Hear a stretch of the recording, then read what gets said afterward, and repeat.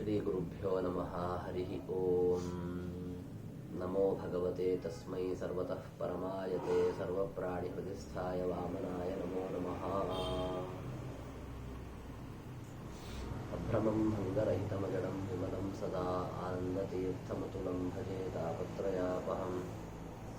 ಅಸ್ಮದ್ಗುರುಸಮಾರಂಭಾಂ ಟೀಕಾಕೃತ್ಪಾದಮಧ್ಯಗಾಂ ಶ್ರೀಮದಾಚಾರ್ಯಪರ್ಯಂತಾಂ ವಂದೇ ಗುರುಪರಂಪರಾಂ.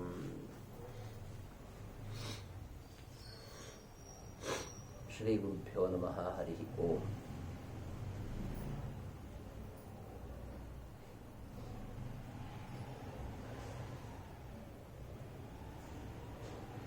ಪಿತೃಪಕ್ಷ ಅಂತ ಪ್ರಸಿದ್ಧವಾಗಿರುವಂತಹ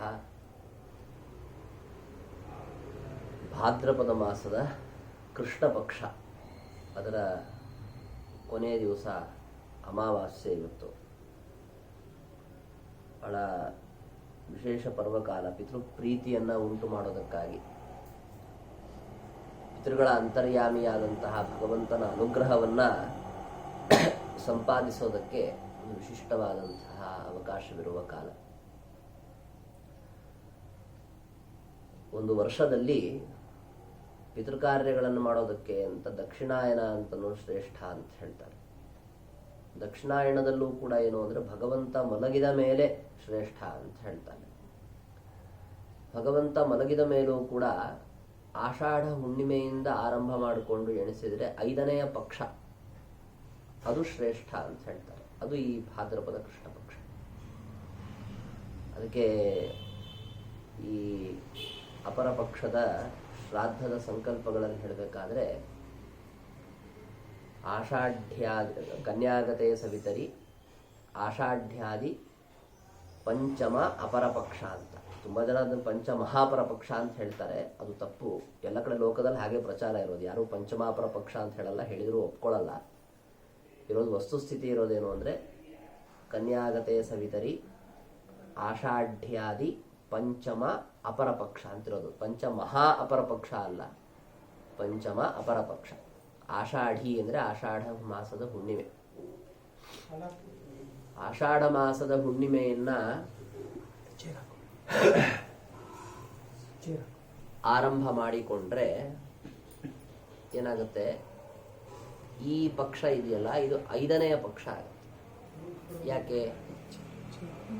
ಆಷಾಢ ಮಾಸದ ಕೃಷ್ಣ ಪಕ್ಷ 1, ಶ್ರಾವಣ ಶುಕ್ಲ 2, ಶ್ರಾವಣ ಕೃಷ್ಣ ಪಕ್ಷ 3, ಭಾದ್ರಪದ ಶುಕ್ಲ 4, ಭಾದ್ರಪದ ಕೃಷ್ಣ ಪಕ್ಷ 5 ಅಂತ 5ನೆಯ ಪಕ್ಷ ಆಗುತ್ತೆ. ಈಗ 5ನೆಯ ಪಕ್ಷದಲ್ಲಿ ಶ್ರಾದ್ದವನ್ನು ಮಾಡೋದು ಅಂತನ್ನೋದು ಬಹಳ ವಿಶೇಷವಾದ ಫಲವನ್ನು ಕೊಡುತ್ತೆ. ಅಂದರೆ ಅವಾಗೇನಾಗಿರುತ್ತೆ ಅಂದರೆ ಸೂರ್ಯ ಕನ್ಯಾ ರಾಶಿಯಲ್ಲಿ ಬಂದಿರ್ತಾನೆ. ಅದು ವ್ಯತ್ಯಾಸ ಆಗುತ್ತೆ. ಕೆಲವು ಸರಿ ಕೃಷ್ಣ ಪಕ್ಷದ ಪ್ರಾರಂಭದಲ್ಲೆಲ್ಲ ಆಗಲೇ ಕನ್ಯಾ ಸಂಕ್ರಾಂತಿ ಆಗೋಗಿರುತ್ತೆ. ಕೆಲವೊಂದು ಸರಿ ತಡ ಆಗಿಬಿಟ್ಟು ಕೊನೆ ಭಾಗಕ್ಕಾದರೂ ಕೂಡ ಇಡೀ ಪಕ್ಷದಲ್ಲಿ ಯಾವುದೇ ಒಂದು ಭಾಗದಲ್ಲಿ ಕನ್ಯಾ ಸಂಕ್ರಾಂತಿ ಆಗತ್ತೆ ಅಂತಂದ್ರೂ ಕೂಡ ತೊಂದರೆ ಇಲ್ಲ. ಆ ಪಕ್ಷವನ್ನು ಶ್ರೇಷ್ಠ ಅಂತ ಈ ರೀತಿಯಾಗಿ ಕರೀತಾರೆ. ಕೆಲವು ಸರಿ ಅಧಿಕ ಮಾಸ ಬರುತ್ತೆ ಭಾದ್ರಪದದಲ್ಲಿ. ಆವಾಗ ಮಾತ್ರ ಏನಾಗುತ್ತೆ ಅಂದರೆ ಆಷಾಢ್ಯಾದಿ ಪಂಚಮಾಪರ ಪಕ್ಷ ಅಂತ ಸಂಕಲ್ಪ ಮಾಡಬಾರ್ದು. ಆಷಾಢ್ಯಾದಿ ಸಪ್ತಮಾಪರ ಪಕ್ಷ ಅಂತ ಮಾಡಬೇಕು. ಯಾಕೆ 2 ಪಕ್ಷ ಜಾಸ್ತಿ ಸೇರ್ಕೊಳ್ಳುತ್ತಲ್ಲ ಮಧ್ಯದಲ್ಲಿ. ಆಷಾಢಿಯಿಂದ ಹಿಡಿದ್ರೆ ಮಧ್ಯದಲ್ಲಿ 2 ಪಕ್ಷ ಜಾಸ್ತಿ ಆಯಿತು. ಅದು ಭಾದ್ರಪದದಲ್ಲೇ ಇರಲಿ ಶ್ರಾವಣದಲ್ಲೇ ಇರಲಿ, ಯಾವಾಗಲೇ ಅಧಿಕ ಮಾಸ ಬಂದರೂ ಕೂಡ 2 ಪಕ್ಷ ಹೆಚ್ಚಿನದಾಗಿ ಸೇರ್ಕೊಳ್ಳುತ್ತೆ. ಈ ಪಕ್ಷದಲ್ಲಿ ಆಗಲಿಲ್ಲ ಅಂತಂದ್ರೂ ಕೂಡ ಇನ್ನೂ ತುಲಾ ಸಂಕ್ರಾಂತಿ ಆಗೋದ್ರೊಳಗಾದ್ರೂ ಮಾಡಬೇಕು ಅಂತ ಹೇಳ್ತಾರೆ. ಅಂದರೆ ಕೆಲವು ಸಂದರ್ಭಗಳಲ್ಲಿ ಅಶೌಚ ಉಂಟಾಗಿ 10 ದಿವಸ ಅಶೌಚದಲ್ಲಿ ಕಳೆದೋಯ್ತು. ಕೆಲವು ಸರಿ ಇವನು ಅಮಾವಾಸ್ಯೆ ಮಾಡೋಣ ಅಂತ ಇಟ್ಕೊಂಡು ಕೂತಿದ್ದ, ಪಂಚಮಿ ಷಷ್ಠಿ ತನಕ ಆರಾಮಾಗಿದ್ದ, ಅಶೌಚ ಬಂದ್ಬಿಡ್ತು, 10 ದಿವಸ ಕಳೆದೋಯ್ತು. ಹಾಗೆ ಅಂತ ಬಿಟ್ಬಿಡೋದಲ್ಲ. ಆಷಾಢ ಶುಕ್ಲ ಪಂಚಮಿ ತನಕ ಮತ್ತೆ ಅವಕಾಶ ಕೊಡ್ತಾರೆ. ಆಶ್ವಿನ ಶುಕ್ಲ ಪಂಚಮಿಯ ತನಕ ಒಂದು ಅವಕಾಶವನ್ನು ಕೊಡ್ತಾರೆ. ಅದೂ ಇಲ್ಲ ಅಂದರೆ ತುಲಾ ಸಂಕ್ರಾಂತಿ ಆಗೋ ತನಕ ಮಹಾಲಯ ಗೌಣಕಾಲ ಅಂತ ಈ ರೀತಿಯಾಗಿ ಹೇಳ್ತಾರೆ. ಈ ಕಾಲ ಬಂತು ಅಂದರೆ ಪಿತೃಗಳು ಮನೆ ಬಾಗಿಲಿಗೆ ಬಂದು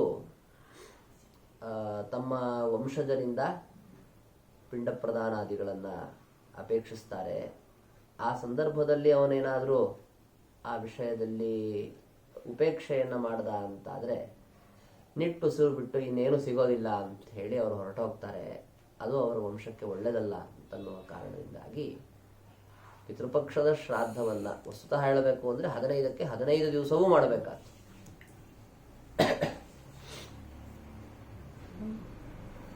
15ಕ್ಕೆ 15 ದಿವಸವೂ ಕೂಡ ಶ್ರಾದ್ದವನ್ನು ಮಾಡಬೇಕಾದಂತಹದ್ದು. ಅದಕ್ಕೆ ಇಷ್ಟ ಏನು ಅಂದರೆ 15ಕ್ಕೆ 15 ದಿವಸ ಮಾಡುವಂಥ ಪಕ್ಷದಲ್ಲಿ ಏನು ಅಂದರೆ ಸರ್ವ ಪಿತೃಗಳನ್ನು ಉದ್ದೇಶಿಸಿ ಶ್ರಾದ್ದ ಇರೋದಿಲ್ಲ. ಕೇವಲವಾಗಿ 12 ಪಿತೃಗಳನ್ನು ಮಾತ್ರ ಉದ್ದೇಶಿಸಿ ಶ್ರಾದ್ದ ಇರುತ್ತದೆ.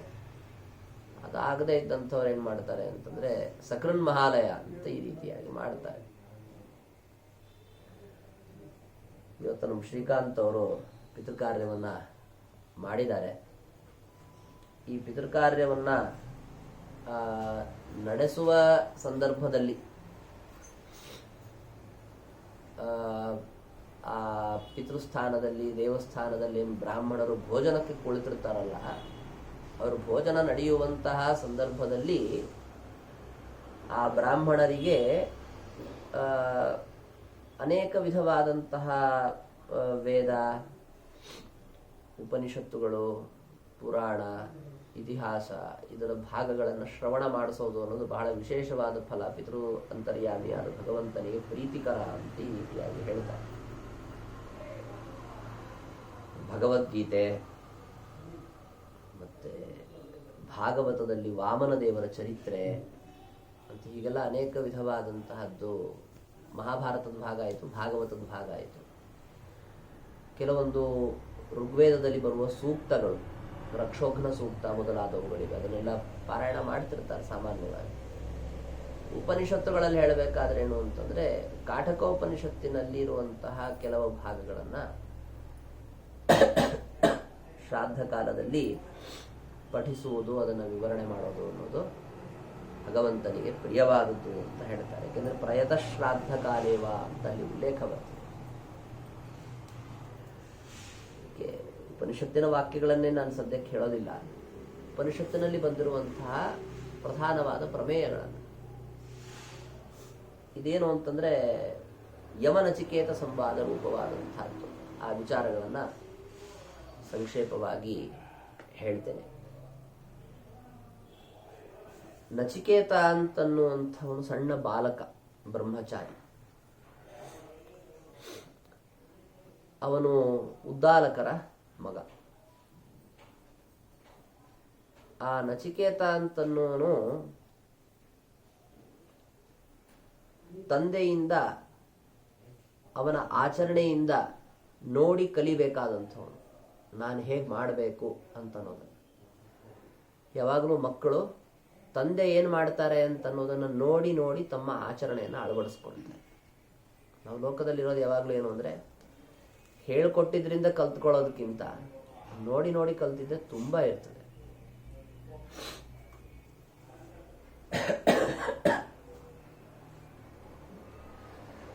ಇವರು ಉದ್ದಾಲಕರು ಏನಿದ್ದಾರೆ, ಉದ್ದಾಲಕರಾಗ್ಬೋದು, ಮತ್ತೆ ಅವ್ರ ಮಗನೇ ನಚಿಕೇತ ಅಂತ ಆದ್ರೆ ಆಗ್ಬಹುದು. ಇವರೆಲ್ಲ ಏನು ಅಂದರೆ ಗೌತಮರ ವಂಶದಲ್ಲಿ ಬರುವಂಥವ್ರು. ಬಹಳ ಧಾರ್ಮಿಕರು, ಒಳ್ಳೆ ಜ್ಞಾನಿಗಳು. ಇದೇ ಉದ್ದಾಲಕರು ತಮ್ಮ ಇನ್ನೊಬ್ಬ ಮಗನಾದ ಶ್ವೇತಕೇತುವಿಗೆ ಉಪದೇಶ ಮಾಡಿದಂತಹದ್ದು ತತ್ವಮಸಿ ಪ್ರಕರಣಗಳು ನಮಗೆ ಮತ್ತೊಂದು ಉಪನಿಷತ್ತಿನಲ್ಲಿ ಸಿಗತ್ತೆ. ಅಂತಹ ಮಹಾಜ್ಞಾನಿಗಳು ಉದ್ದಾಲಕರು.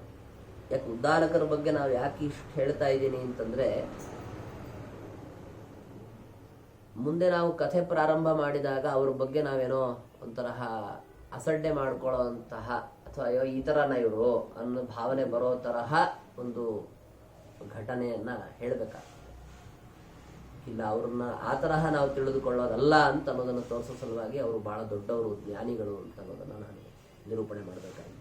ಯಾಕೆಂದ್ರೆ ಇವತ್ತು ನಾವೇನು ಉಪನಿಷತ್ತುಗಳ ಅಂತರ್ಗತವಾಗಿ ಈ ತತ್ವಮಸಿ ವಾಕ್ಯಾರ್ಥವನ್ನೆಲ್ಲ ಕೇಳ್ತೇವೆ, ಅದನ್ನು ಉಪದೇಶ ಮಾಡಿದವರೇ ಅವರು. ಶ್ವೇತಕೇತುವಿಗೆ ಅವರ ತಂದೆ ಉಪದೇಶ ಮಾಡಿದ್ದು ಅಂತ ನಾವು ಕೇಳ್ತೇವೆ. ಆದ್ದರಿಂದ ಅವರಿಬ್ಬರ ಒಂದು ಸಂಭಾಷಣೆ ಅನಂತರದಲ್ಲಿ ನಚಿಕೇತನಿಗೂ ಯಮನಿಗೂ ನಡೆದ ಸಂಭಾಷಣೆಗಳಲ್ಲಿ ನಾವೇನು ತಿಳಿದುಕೊಳ್ಬೇಕಾದ್ದು ಅಂದರೆ ನಮ್ಮ ಜೀವನವನ್ನು ನಾವು ಹೇಗೆ ರೂಪಿಸ್ಕೋಬೇಕು ಅಂತ ಅನ್ನೋದನ್ನು ಅರ್ಥ ಮಾಡ್ಕೊಳ್ಬೇಕಾಗಿದೆ.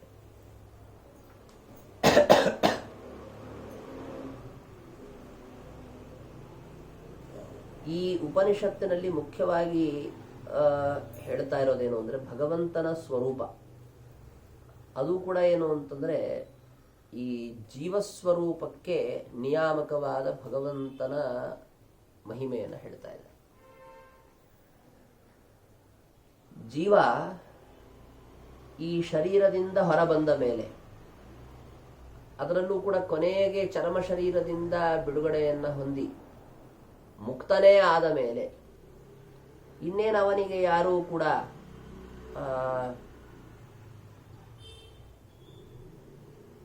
ನಿಯಾಮಕರು ಅಂತ ಇಲ್ಲ, ಥರ ಸ್ವತಂತ್ರ ಇದ್ದ ಹಾಗೆ ಅನ್ನುವ ಭಾವನೆ ನಮ್ಮ ಮನಸ್ಸಲ್ಲಿ ಬರ್ತಿರ್ತದೆ. ಹಾಗಿಲ್ಲ. ಮತ್ತೇನು ಅಂತಂದ್ರೆ ಪರಮಾತ್ಮನ ಅಧೀನನಾಗಿಯೇ ಜೀವ ಮೋಕ್ಷದಲ್ಲಿಯೂ ಇರ್ತಾನೆ ಅಂತನ್ನುವಂತಹ ಪ್ರಮೇಯ, ಅದನ್ನ ತಿಳಿಸಿಕೊಡುವಂತಹದ್ದು ಈ ಕಾಠಕೋಪನಿಷತ್ತಿನ ಮುಖ್ಯವಾದ ಉದ್ದೇಶ. ಅದರ ಜೊತೆಗೆ ಈ ಆಖ್ಯಾಯಿಕೆಯ ರೂಪದಲ್ಲಿ ಅನೇಕ ಪ್ರಮೇಯಗಳು ನಮಗಲ್ಲಿ ಗೊತ್ತಾಗುತ್ತೆ. ಪ್ರಾರಂಭನೆ ಹೇಗೆ ಅಂತಂದ್ರೆ, ಉದ್ದಾಲಕರು ಅವರೇನ್ ಮಾಡಿದ್ರು ಅಂತಂದ್ರೆ,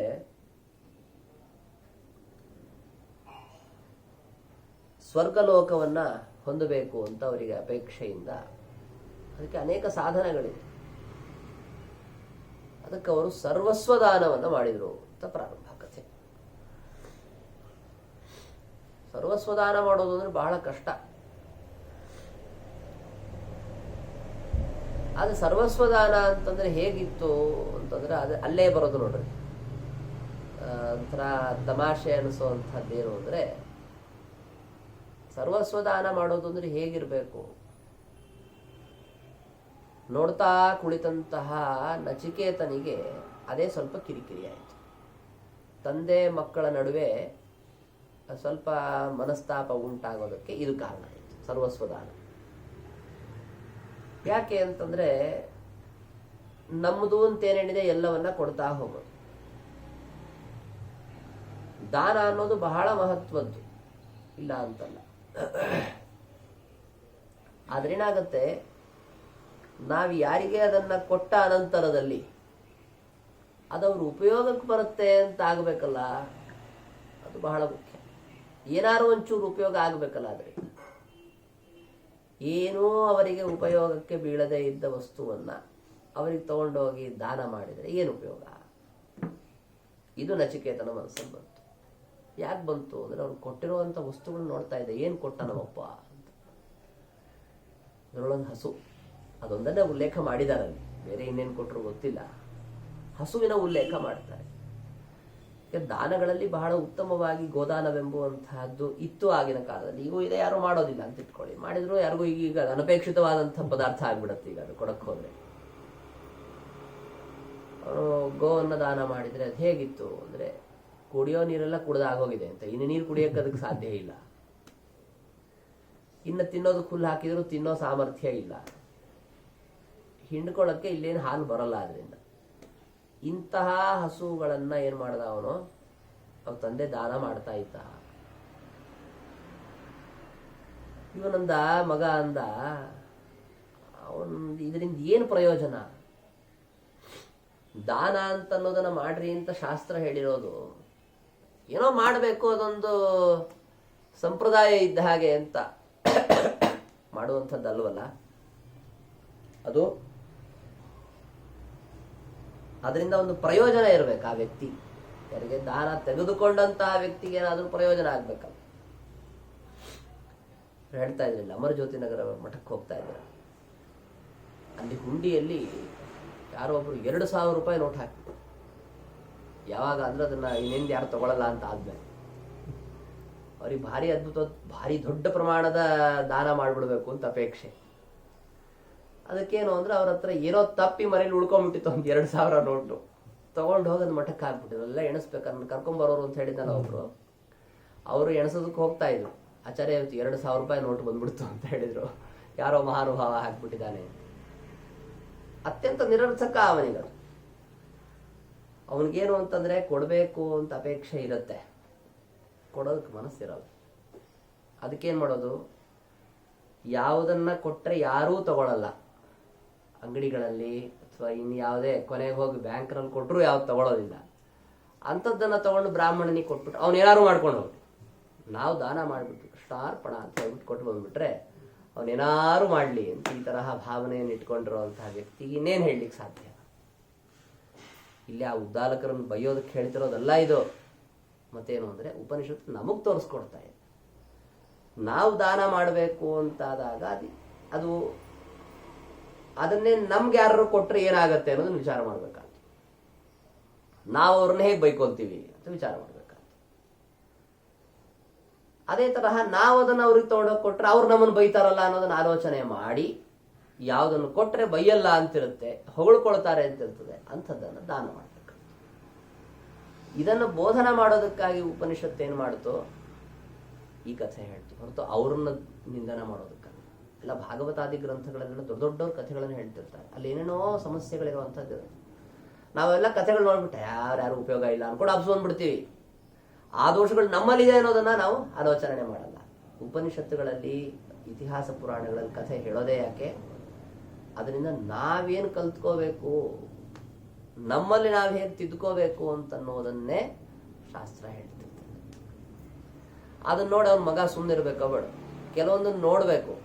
ಯಾಕೆ ಹೇಳಲಿಕ್ಕೆ ಹೋಗ್ಬೇಕು, ಸುಮ್ಮನೆ ಇದ್ದು ಬಿಟ್ರೆ ಒಂಥರ ಅದು. ಹೊರಗಿದ್ದವ್ರು ಹೇಳಿದ್ರೆ ಒಂಥರ ಕಿರಿಕಿರಿ, ಮನೆಯವರೇ ಹೇಳಿದ್ರೆ ಇನ್ನೊಂಥರ ಕಿರಿಕಿರಿ.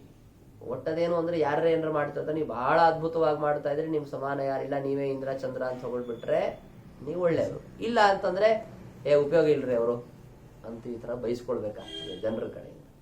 ಇವನು ಮಗನಿಗೆ ತಡ್ಕೊಳಕ್ಕಾಗಲ್ಲ. ಅಪ್ಪ ಅವನು ತುಂಬಾ ಸೌಮ್ಯವಾಗಿ ಹೇಳ್ದ, ಅಪ್ಪ ನನ್ನನ್ನು ಯಾರಿಗೆ ಕೊಡ್ತೀಯಾ ಅಂತ ಕೇಳ್ದ. ಹೋಗ್ಬಿಟ್ಟು ಹಿಂಗೆ ಕೇಳ್ದ ಅವನು. ಕೆಲವೊಂದ್ರೆ ಅಪ್ಪಂದ್ರು ನಮ್ಮಂತವ್ರು ನಿಮ್ಮಂತವ್ರು ಇದ್ರೆ ಯಾಕೆ ಕೇಳ್ದ ಅವನು ಕೂಡ ಗೊತ್ತಾಗ್ತಿರ್ಲಿಲ್ವೋ ಏನೋ. ಅವನೇನು ಅಂದ್ರೆ ನೀ ಕೊಟ್ಟಿದ್ದಂತೂ ಯಾವುದು ಯಾರಿಗೂ ಉಪಯೋಗ ಇಲ್ಲ, ನನ್ನನ್ನಾದ್ರೂ ಯಾರಿಗಾರು ಕೊಟ್ಟರೆ ಉಪಯೋಗ ಆಗತ್ತೆ, ಅವ್ರ ಮನೇಲಿ ಕೆಲಸ ಮಾಡ್ತೀನಿ ಅಂತ. ಸ್ವಲ್ಪ ಅವನ ಶಕ್ತಿವಂತ ಸಣ್ಣ ಹುಡುಗ ಇದ್ನಲ್ಲ, ಅವ್ರ ಅಪ್ಪನಿಗೆ ಗೊತ್ತಾಯ್ತು ಇವನು ಇದ್ದಾನೆ, ಇವನು ಯಾರಿಗೆ ಕೊಡ್ಬೇಕು ಅಂತ. ಹಾಗೆ ಆಲೋಚನೆ ಮಾಡ್ಲಿಲ್ಲ ಅವರಪ್ಪ. ಇಲ್ಲಿ ತನಕ ನೀನೇನು ದಾನ ಮಾಡಿದ್ಯೋ ಎಲ್ಲ ಯಾವುದು ಉಪಯೋಗ ಇಲ್ಲ ಅಂತ. ದಾನ ಮಾಡಿದ್ರೆ ಏನಾಗತ್ತೆ ಅಂದ್ರೆ ಪುಣ್ಯ ಬರೋದು ಅನ್ನೋದಂತೂ ಇಲ್ಲವೇ ಇಲ್ಲ. ಮತ್ತೇನಾಗತ್ತೆ, ಆನಂದ ಅಂತ ಹೆಸರಿನ ಲೋಕಗಳಾಗತ್ತೆ. ಆನಂದ ಅಂತ ಯಾಕೆ ಕರೀತಾರೆ ಅದನ್ನ? ಆನಂದ ಅಲ್ಲ, ಮತ್ತೆ ಆನಂದ ಅಂದ್ರೆ ಅದರಲ್ಲಿ ಯಾವ ಸುಖನೂ ಆಗಲ್ಲ ಅಂತ ದುಃಖಮಯವಾದ ನರಕಾದ್ಯನರ್ಥಗಳಾಗತ್ತೆ. ಅದಕ್ಕೆ ಬೇಡ, ದಾನ ಮಾಡೋದು ಮಾಡ್ತೀಯ, ಇನ್ನೊಬ್ರಿಗೆ ಉಪಯೋಗ ಆಗುವಂತ ದಾನ ಮಾಡು, ನನ್ನನ್ನು ಕೊಡು ಅಂತ ಹಿಂಗೆ ಹೇಳ್ತಾ ಇದ್ದಾನೆ ಅವನು. ಒಂದು ಗೊತ್ತಾಯ್ತು, ಕೋಪ ಬಂತು.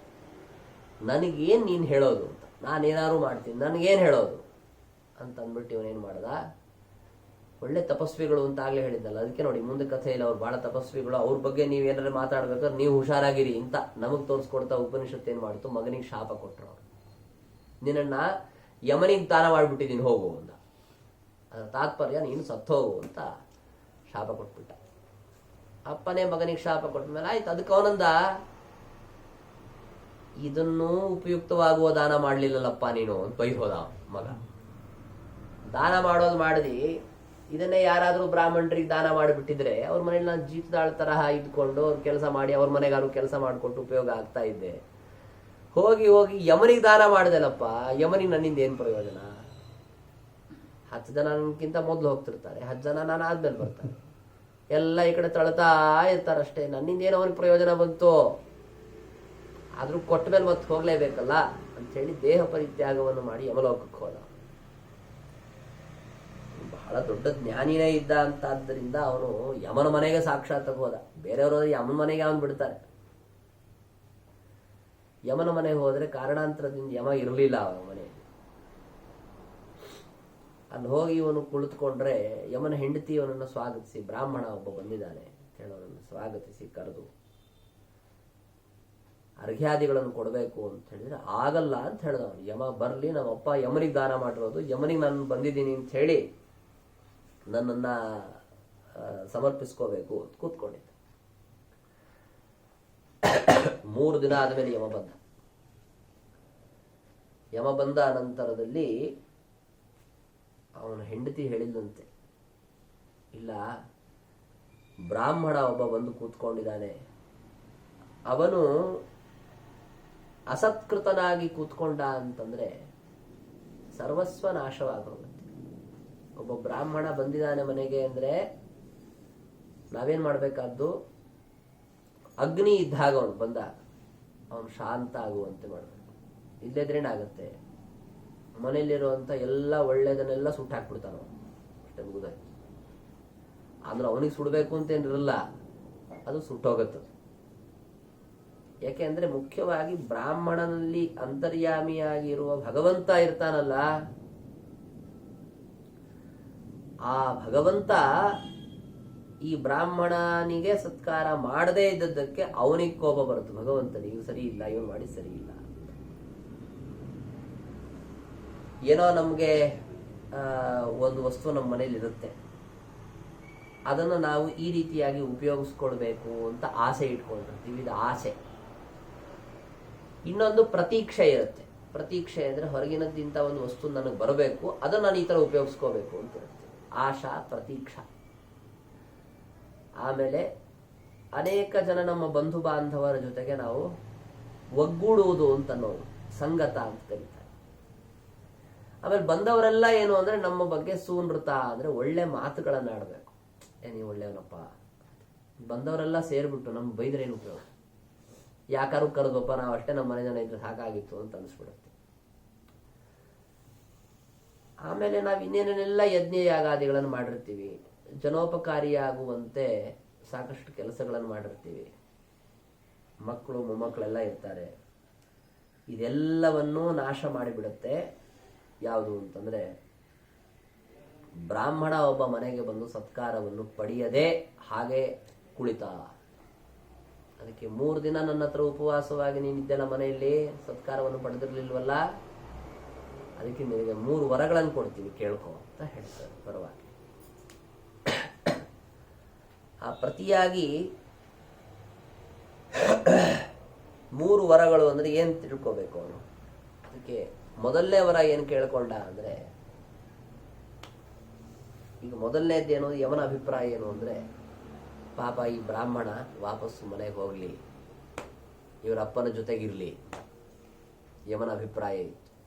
ಮೊದಲೇ ವರ ಅದಕ್ಕೆ ಇವನೇನ್ ಕೇಳ್ಕೊಂಡ ಅಂದ್ರೆ, ನಾನು ನಿನ್ನೋ ಮನೆಗೆ ಕಳಿಸ್ಬಿಡ್ತೀಯ, ನೀನು ಹೋಗು, ಬೇಡ ಹೋಗು, ವಾಪಸ್ ಹೋಗು, ಪಾಪ ಹುಡುಗ ಇದ್ದೀನಿ, ಹೋಗು ಅಂತ ಕಳಿಸ್ತೀಯ. ಆದ್ರೆ ಹೋದ್ರೆ ನಮ್ಮ ಅಪ್ಪ ಗುರುಗುರು ಅಂದ್ರೆ ಏನ್ ಮಾಡೋದು? ಅದಕ್ಕಿಂತ ಸಾಯೋದೇ ವಾಸಿ, ಇನ್ನೊಂದು ಶರೀರ ಪಡೆದು ಬೇರೆ ಕಡೆ ಹುಟ್ಟೋದು ವಾಸಿ. ಅದಕ್ಕೆ ಮೊದಲನೇ ವರ ಏನು ಅಂತಂದ್ರೆ, ನಮ್ಮಪ್ಪ ನಾನು ಹೋದ್ರೆ ಮೊದಲಿನಂತೆ ನನ್ನನ್ನು ಗುರುತಿಸಿ, ಮೊದಲಿನಂತೆ ಹೇಗೆ ನನ್ನ ಪ್ರೀತಿಯಿಂದ ನನ್ನ ಮಾತಾಡಿಸ್ತಿದ್ನೋ ಹಾಗೆ ನನ್ನ ಮಾತಾಡಿಸ್ಬೇಕು. ಇದೇ ನನ್ನ ಮೊದಲನೇ ವರ ಅಂತ ಕೇಳ್ಕೊ, ಆಗ್ಲಿ ಅಂತ ಹೇಳಿದಂತೆ. ಇನ್ನು 2ನೇ ವರ ಏನು ಕೇಳ್ಕೊಂಡ ಅಂತಂದ್ರೆ, ಒಂದು ಅಗ್ನಿ ಚಯನವನ್ನ ಮಾಡುವಂತಹದ್ದು. ಗರುಡ, ಶೇನ ಇತ್ಯಾದಿಗಳ ಒಂದು ಆಕಾರದಲ್ಲಿ ಇಟ್ಟಿಗೆಗಳನ್ನು ಜೋಡಿಸಿ ಅದರಲ್ಲಿ ಅಗ್ನಿಯನ್ನ ಇಟ್ಟು ಯಾಗ ಮಾಡುವಂತಹದ್ದು. ಸುಮಾರು 360 ಇಟ್ಟಿಗೆಗಳನ್ನು ಜೋಡಿಸ್ಬೇಕು. ಅದನ್ನೆಲ್ಲ ಜೋಡಿಸಿದಾಗ ಆ ಒಂದೊಂದು ಇಟ್ಟಿಗೆಯಲ್ಲೂ ಒಂದೊಂದು ಭಗವಂತನ ರೂಪಗಳನ್ನು ಚಿಂತನೆ ಮಾಡಬೇಕಾಗುತ್ತೆ. ಆ ಭಗವಂತನ ರೂಪಗಳ ಬಗ್ಗೆ ನನಗೆ ಉಪದೇಶ ಮಾಡು. ಎಲ್ಲರಕ್ಕಿಂತಲೂ ಅಗ್ರ್ಯ ಅಂದ್ರೆ ಮುಂದೆ ಇರುವಂಥವನು. ಅಗ್ರ್ಯ ಅಂದ್ರೆ ಅಗ್ರೇ ಭವಃ, ಎಲ್ಲರಕ್ಕಿಂತ ಮುಂದೆ ಇದ್ದವನು ಅಂತಾದ್ದರಿಂದ ಅಗ್ರ್ಯ ಅಂತ ಕರೆಸಿಕೊಳ್ಳುವಂತಹ ಅವನು ಅಗ್ನಿ ಅಂತ. ಅದಕ್ಕೇನೆ ಅಗ್ನಿ ಅಂತ ಕರೀತಾರೆ ಭಗವಂತನನ್ನ. ಅಗ್ರ್ಯತ್ವಾತ್ ಅಗ್ನಿನಾಮ. ಅಂತಹ ಅಗ್ನಿನಾಮಕನಾದಂತಹ ಭಗವಂತ ಏನು ಆ ಇಟ್ಟಿಗೆಗಳಲ್ಲೆಲ್ಲ ಸನ್ನಿಹಿತನಾಗಿದ್ದಾನಲ್ಲ, ಅಂತಹ ಆ ಭಗವಂತನ ಸ್ವರೂಪವನ್ನ ಉಪದೇಶ ಮಾಡಬೇಕು ಅಂತ ಕೇಳಿಕೊಂಡಿದ್ದಾನೆ ನಚಿಕೇತ. ಇದು 2ನೇ ವರ. 2ನೇ ಮಾತಾಡ್ಲಿಲ್ಲ ಯಮ, ಅದನ್ನೆಲ್ಲ ಉಪದೇಶ ಮಾಡಿದ್ದ. ಉಪದೇಶ ಮಾಡಿದ ಮೇಲೆ ಏನು ಅಂತಂದ್ರೆ, ಅದನ್ನ ಯಥಾವತ್ತಾಗಿ ನನಗೆ ವಾಪಸ್ ತಿರುಗಿ ಹೇಳಬೇಕು. ಯಾವುದು ಉಪದೇಶ ಅಂತನ್ನುವಂಥದ್ದು ಹೇಗೆ, ಪಾಠ ಹೇಳಿಸ್ಕೊಂಡ ಮೇಲೇನು,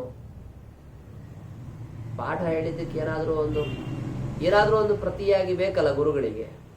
ಏನಪ್ಪ ಅಂತಂದ್ರೆ ಅದರಲ್ಲಿ ಮೊದಲನೇದ್ದು ಅವ್ರು ಏನು ಹೇಳಿದ್ರು ಅದನ್ನು ವಾಪಸ್ ಅವರಿಗೆ ಹೇಳೋದು ಅಂತನ್ನುವಂಥದ್ದು ಬಹಳ ಸಂತೋಷವನ್ನು ಉಂಟು ಮಾಡುವಂಥದ್ದು. ಯಮನಿಗೆ ಅವನು ವಾಪಸ್ ಒಪ್ಪಿಸಿದ. ಬಹಳ ಸಂತೋಷ ಆಯ್ತು ಅವನಿಗೆ, ಯಮನಿಗೆ. ಅದಕ್ಕೇನು ಮಾಡಿಬಿಟ್ಟ ಅಂದರೆ, ಇನ್ಮೇಲಿಂದ ಈ ಅಗ್ನಿಗೆ ನಾಚಿಕೇತಾಗ್ನಿ ಅಂತ ಹೆಸರು, ನಿನ್ನ ಹೆಸರೇ ಇಟ್ಬಿಟ್ಟಿದ್ದೀನಿ ಅಂತ ಹೇಳ್ದ. ಲೋಕದಲ್ಲಿ ಇವತ್ತಿಗೂ ಕೂಡ ನಾಚಿಕೇತಾಗ್ನಿ ಚಯನ ಅಂತಲೇ ಅದು ಪ್ರಸಿದ್ಧವಾಗಿದೆ. 3 ಬಾರಿಯ ಅಗ್ನಿಚಯನವನ್ನು ಮಾಡಿದಂಥವನು ಸ್ವರ್ಗಲೋಕದಲ್ಲಿ 1 ಮನ್ವಂತರ ಕಾಲ ಇದ್ಬಿಟ್ಟು ಆಮೇಲೆ ಮೋಕ್ಷಕ್ಕೆ ಹೋಗ್ತಾನೆ ಅಂತನ್ನೋದು ಅದರ ಫಲ. ಅಂತಹ ಅದ್ಭುತವಾದಂತಹದ್ದು ಈ ನಾಚಿಕೇತಾಗ್ನಿಚಯನ ಅನ್ನೋದು. ಅಷ್ಟು ಹೇಳಿ ಆ ರೀತಿಯಾಗಿ ಅನುಗ್ರಹವನ್ನು ಮಾಡಿ ಒಂದು ಬಂಗಾರದ ಸರ, ಈ ಕಂಠಿ ಸರ ಅಂತ ಹೇಳ್ತೀವಿ ನೋಡ್ರಿ, ಒಂದು ಸರ ಕೊಟ್ಟ. ನಚಿಕೇತ ಏನು ಮಾಡಬೇಕು, ಇದು ತಗೊಂಡು ನಾನೇನು ಮಾಡಲಿ ಅಂದ. ಅಂಥ ಮಹಾವಿರಕ್ತನಾದಂಥವ, ಇದು ನನಗೆ ಬೇಡ ಅಂತ ಹೇಳ್ದ. ಸರಿ ಆಯ್ತಪ್ಪ, 3ನೇ ವರ ಕೇಳ್ಕೊ. 3ನೇ ವರ ಏನು ಮಾಡ್ದ ಅಂತಂದ್ರೆ, ಅದೇ ಪ್ರಧಾನವಾದಂಥದ್ದು. ಇಡೀ ಕಾಟಕ ಉಪನಿಷತ್ನಲ್ಲಿ 3/4 ಭಾಗ ಇರೋದು ಈ 3ನೇ ವರದ್ದೇ ವಿಚಾರ. ಈ ಮೃತನಾದಂತಹ ಜೀವನಿಗೆ ನಿಯಾಮಕವಾದ ಭಗವದ್ ರೂಪ, ಆಮೇಲೆ ಅಂತಿಮವಾಗಿ ಮರಣವನ್ನು ಹೊಂದೋದು ಅಂತಂದ್ರೆ ಯಾವುದು ಅಂದ್ರೆ ಮೋಕ್ಷ. ಯಾಕೆ ಚರ್ಮ ಶರೀರದಿಂದ ಬಿಡುಗಡೆ ಅಂತಿದೆಯಲ್ಲ, ಮುಕ್ತನಾದಂತಹ ಜೀವನಿಗೆ ನಿಯಾಮಕವಾದ ಭಗವದ್ ರೂಪ ಇದು ಇದೆಯಾ ಇಲ್ವಾ ಅಂತ ಪ್ರಶ್ನೆ. ಕೆಲವರು ಇಲ್ಲ ಅಂತಂತಾರೆ, ಕೆಲವರು ಇದೆ ಅಂತಂತಾರೆ. ಇದರ ಬಗ್ಗೆ ನನಗೆ ಹೇಳಬೇಕು. ಹೇಳಿದ್ರೆ ಯಮ ಉತ್ತರ ಹೇಳಬೇಕೋ ಬೇಡ, ಉತ್ತರ ಹೇಳಲಿಲ್ಲ. ಇದನ್ನ ಕೇಳಬೇಡ ಅಂತ ಹೇಳಿದ್ರು. ಯಾಕೆ? ತುಂಬಾ ಆಟ ಆಡಿಸ್ದ ಅವನು. ಇದಕ್ಕೆ ತುಲ್ಯವಾಗಿ ಬೇಕಾದ್ರೆ ಬೇರೆ ಇನ್ನೇನಾದ್ರೂ ಕೇಳ್ಕೊ, ಅದನ್ನ ನಾನು ಹೇಳ್ಕೊಡ್ತೀನಿ, ಇದೊಂದನ್ನು ಬಿಟ್ಬಿಡು. ನಿನಗೇನ್ ಬೇಕು ಹೇಳು, 100 ವರ್ಷ ನಿನಗೆ ಸುದೀರ್ಘವಾದ ಆಯುಷ್ಯವನ್ನ ಕೊಡ್ತೀನಿ, ಬೇಕಾದಷ್ಟು ಜನ ಮಕ್ಕಳು ಮೊಮ್ಮಕ್ಕಳನ್ನು ಕೊಡ್ತೀನಿ, ಮತ್ತೆ ಮನೆಯಲ್ಲಿ ಸಾಕಷ್ಟು ಹಸು ಕರುಗಳು, ಕುದುರೆ, ಆನೆ, ರಥ, ಅನೇಕ ಜನ ಸೇವಕ ಸೇವಕಿಯರು, ದೊಡ್ಡ ಮನೆ, ಭೂಮಿ. ಇಡೀ ಜಗತ್ತಿನಲ್ಲಿ ನೀನು ಭೂಮಿಯಲ್ಲಿ ಹೊರಟೋದ್ರೆ ಎಲ್ಲರೂ ನಿನಗೆ ಗೌರವ ಕೊಡಬೇಕು. ಇಷ್ಟೆಲ್ಲ ಕೊಡ್ತೀನಿ ತಗೋ. ಆದರೆ ಈ ಮರಣಾನಂತರದಲ್ಲಿ ಜೀವಸ್ವರೂಪಕ್ಕೆ ಭಗವಂತನು ನಿಯಾಮಕನಾಗಿರ್ತಾನೋ ಇಲ್ವೋ, ಆ ಭಗವಂತನ ಮಹಿಮೆ ಏನು, ಅದ್ರ ಬಗ್ಗೆ ಕೇಳಬೇಡ. ಯಾಕೆ ಅಂತಂದ್ರೆ ಇದ್ರ ಬಗ್ಗೆ ದೇವತೆಗಳೆಲ್ಲ ತುಂಬಾ ವಿಚಾರಗಳನ್ನು ಮಾಡಿದ್ದಾರೆ. ನನಗೆ ಗೊತ್ತು ಅದು ವಿಚಾರ, ಆದ್ರೆ ಅದು ಯಾಕೋ ಹೇಳೋದಕ್ಕೆ ಅಷ್ಟು ನನಗೆ ಇಷ್ಟ ಇಲ್ಲ. ಯಾಕೆ ಹಾಗೆ ಮಾಡ್ದ ಅವನು ಯಮ ಅಂತಂದ್ರೆ, ಮೊದಲಿಗಾಗಲೇ ಕೇಳಿದಾಗ ಈ ಅಗ್ನಿ ಚಯನ ಇಟ್ಟಿಗೆಗಳನ್ನೆಲ್ಲ ಜೋಡಿಸಿ ಅದರಲ್ಲೇನೋ ಒಂದು ಭಗವಂತನ ರೂಪಗಳನ್ನು ಚಿಂತನೆ ಮಾಡ್ತಾರೆ. ಅದನ್ನ ಕೇಳಿದ ತಕ್ಷಣ 2 ಮಾತಾಡದೆ ಉಪದೇಶ ಮಾಡಿಬಿಟ್ಟಿದ್ದ. ಆದ್ರೆ ಇದನ್ನು ಕೇಳಿದ ಮಾತ್ರಕ್ಕೆ ಇದು ಭಗವಂತನ ಸ್ವರೂಪವನ್ನೇ ಕೇಳಿದ್ದು, ಆದ್ರೆ ಇದಕ್ಕೆ ಮಾತ್ರ ಅವನು ಕಿರಿಕಿರಿ ಮಾಡಕ್ ಶುರು ಮಾಡ್ದ. ಯಾಕೆ ಹೀಗೆ ಮಾಡ್ದ ಅಂತಂದ್ರೆ, ನೋಡಿ, ಮೋಕ್ಷ ಆಗುವುದು ಯಾವುದರಿಂದ ಅಂತಂದ್ರೆ ಜೀವಸ್ವರೂಪಕ್ಕೆ ನಿಯಾಮಕವಾದ ಭಗವಂತನ ರೂಪವನ್ನು ತಿಳಿದುಕೊಂಡಿದ್ರಿಂದ ಮೋಕ್ಷ ಆಗೋದು. ಅದನ್ನ ತಿಳಿದು ಮುಕ್ತನಾಗುವಂಥವನಿಗೆ ಈ ಅಗ್ನಿಚಯನಾದಿಗಳನ್ನ ಮಾಡುವ ಸಂದರ್ಭದಲ್ಲಿ ಇಟ್ಟಿಗೆ ಮೊದಲಾದವುಗಳಲ್ಲಿ ಇರುವಂತಹ ಭಗವಂತನ ರೂಪವನ್ನು ತಿಳಿದುಕೊಂಡಿದ್ದರಿಂದ ಆನಂದಾತಿಶಯವಾಗುತ್ತೆ ಮೋಕ್ಷದಲ್ಲಷ್ಟೇ. ಅದಕ್ಕೆ ಮೋಕ್ಷ ಹೇತುವಾದಂತಹ ಭಗವಂತನ ಜ್ಞಾನ ಅನ್ನೋದು ಒಂದಾದರೆ, ಮೋಕ್ಷದಲ್ಲಿ ಆನಂದಾತಿಶಯಕ್ಕೆ ಹೇತುವಾದಂತಹ ಭಗವದ್ಜ್ಞಾನ ಎರಡನೇದು. ನಚಿಕೇತ ಮೊದಲು ಕೇಳಿದ್ಯಾವುದು ಅಂತಂದ್ರೆ ಮೋಕ್ಷದಲ್ಲಿ ಆನಂದಾತಿಶಯಕ್ಕೆ ಕಾರಣವಾದ ಭಗವದ್ ರೂಪದ ಬಗ್ಗೆ ಕೇಳಿದ್ದು. ಎರಡನೇದು ಕೇಳಿದ್ಯಾವುದು ಅಂತಂದ್ರೆ ಮೋಕ್ಷಕ್ಕೆ ಕಾರಣವಾಗಿರುವಂತಹ ಭಗವಂತನ ಜ್ಞಾನದ ಬಗ್ಗೆ ಕೇಳಿದ್ದು. ಹಾಗೆಲ್ಲ ಮೋಕ್ಷ ಹೇತುವಾದ ಭಗವಂತನ ರೂಪದ ಜ್ಞಾನ ಪಡಿಬೇಕು ಅಂತಂದ್ರೆ ಅವನಿಗೆ ಐಹಿಕವಾದ ಎಲ್ಲ ನಾನಾ ವಿಧವಾದ ಫಲಗಳ ಬಗ್ಗೆ ವೈರಾಗ್ಯ ಇರಬೇಕಾಗತ್ತೆ. ಅದಕ್ಕೆ ಇವೆಲ್ಲ ಪ್ರಲೋಭನೆಗಳನ್ನು ಮಾಡಿತ್ತು. ಇದ್ ಬೇಕಾ ಅದ್ ಬೇಕಾ ಅದ್ ತಗೋ ಇದ್ ತಗೋ. ಕೆಲವ್ರಿಗೆ ಏನು ಅನಿಸ್ಬಿಡತ್ತೆ, ತಗೊಂಡು ಏನು ಮಾಡೋದು, ಸತ್ತ ಮೇಲೆ ನಮ್ಗೆ ನಿಯಾಮಕವಾಗಿ ಭಗವಂತ ಇರ್ತಾನ ಬಿಡ್ತಾನೆ, ತಗೊಂಡು ಏನು ಮಾಡೋದಿದೆ, ಈಗ ಮೊದಲು ಬದುಕೋದನ್ನ ನೋಡೋಣ. ಅದಕ್ಕೇನು ಮಾಡೋದು, ಇವಾಗ ನಮಗೆ ಏನು ಬೇಕು, ದೀರ್ಘವಾದ ಆಯುಷ್ಯ ಬೇಕು, ಒಳ್ಳೆ ಆರೋಗ್ಯ ಬೇಕು, ಹೆಂಡತಿ ಮಕ್ಕಳು ಬಂಧು ಬಾಂಧವರು, ದೊಡ್ಡ ಜಾಗ, ಸೇವಕರು ಸೇವಕಿಯರು, ಯಾರು ಬೇಡ ಅಂತಾರೆ. ಅದನ್ನೇ ತಗೊಂಡು ವಾಪಸ್ ಹೋಗ್ಬಿಟ್ರು ಅವ್ರು ಬೇರೆಯವರಾದ. ನಚಿಕೇತ ಏನು ಮಾಡ್ದ, ಒಂದೊಂದನ್ನೇ ಬೇಡ ಅಂತ ಹೇಳಿದ. ನಾನು ಇದನ್ನೆಲ್ಲ ಕೇಳ್ಕೋಬೇಕಾ ಅಂದ ಅವನು. ಯಾಕೆ ಅಂದ್ರೆ ಮನುಷ್ಯನಿಗೆ ಎಷ್ಟು ದುಡ್ಡು ಕೊಟ್ಟರು ಕೂಡ ಸಾಕು ಅಂತ ಅನ್ಸೋದೇ ಇಲ್ಲ. ಸುಮ್ಮನೆ ಕೇಳ್ಕೊಂಡು ಏನು ಪ್ರಯೋಜನ. ಎಷ್ಟು ದುಡ್ಡು ಬೇಕಪ್ಪ ಅಂತ ಕೇಳ್ತೀಯ ನೀನು, ಏನೋ ವಿಚಾರ ಮಾಡಿ ಇಷ್ಟು ದುಡ್ಡು ಬೇಕು ಅಂತ ನಾನು ಕೇಳ್ತೀನಿ, ಅದನ್ನ ಕೊಡ್ತೀಯ. ಏನೋ 4 ವರ್ಷಕ್ಕೆ ಅದು ತುಂಬಾ ಕಡಿಮೆ ಆಯ್ತು ನಾನು ಕೇಳ್ಕೊಂಡಿದ್ದು ಅಂತ ಅನ್ಸುತ್ತೆ. ಇದೊಂದು ಮಾತು ಹೇಳ್ಬಿಟ್ಟು ಆಮೇಲೆ ಒಂದು ಮಾತು ಹೇಳ್ತಾನವನು ನಚಿಕೇತ. ನಿನ್ನನ್ನು ಕಂಡ ಮೇಲೂ ಕೂಡ ನಾನು ದುಡ್ಡು ಬೇಕು ಅಂತ ವರ ಕೇಳ್ಕೊಳ್ತಾ ಇದ್ದೀನಿ, ನನ್ನಂತ ದಂಡ ಯಾರು ಅಲ್ಲ. ಯಾಕೆ ಅಂದ್ರೆ ದೇವತೆಗಳ ದರ್ಶನ, ಋಷಿಗಳ ದರ್ಶನ, ಅದು ಎಷ್ಟು ವಿಶೇಷವಾದ ಫಲವನ್ನ ನೀಡತ್ತೆ ಅಂತಂದ್ರೆ, ಆ ದರ್ಶನವನ್ನು ನೀವು ಮಾಡಿ ಬಂದ್ರೆ ಸಾಕು, ನೀವೇನಲ್ಲಿ ಹೋಗಿ ಯಾರನ್ನ ಕೇಳ್ಕೋಬೇಕಾದಿಲ್ಲ. ನಿಮಗೆ ಸಕಲ ವಿಧವಾದ ಅಭಿವೃದ್ಧಿಗಳಾಗತ್ತೆ. ಗೊತ್ತಿಲ್ಲದೆ ಇದ್ದವ್ರು ಜನ ಏನ್ ಮಾಡ್ತಾರೆ ಅಂದ್ರೆ ಅದು ಬೇಕು ಇದು ಬೇಕು ಅಂತ ಕೇಳ್ಕೊಂಡು ಬರ್ತಾರೆ.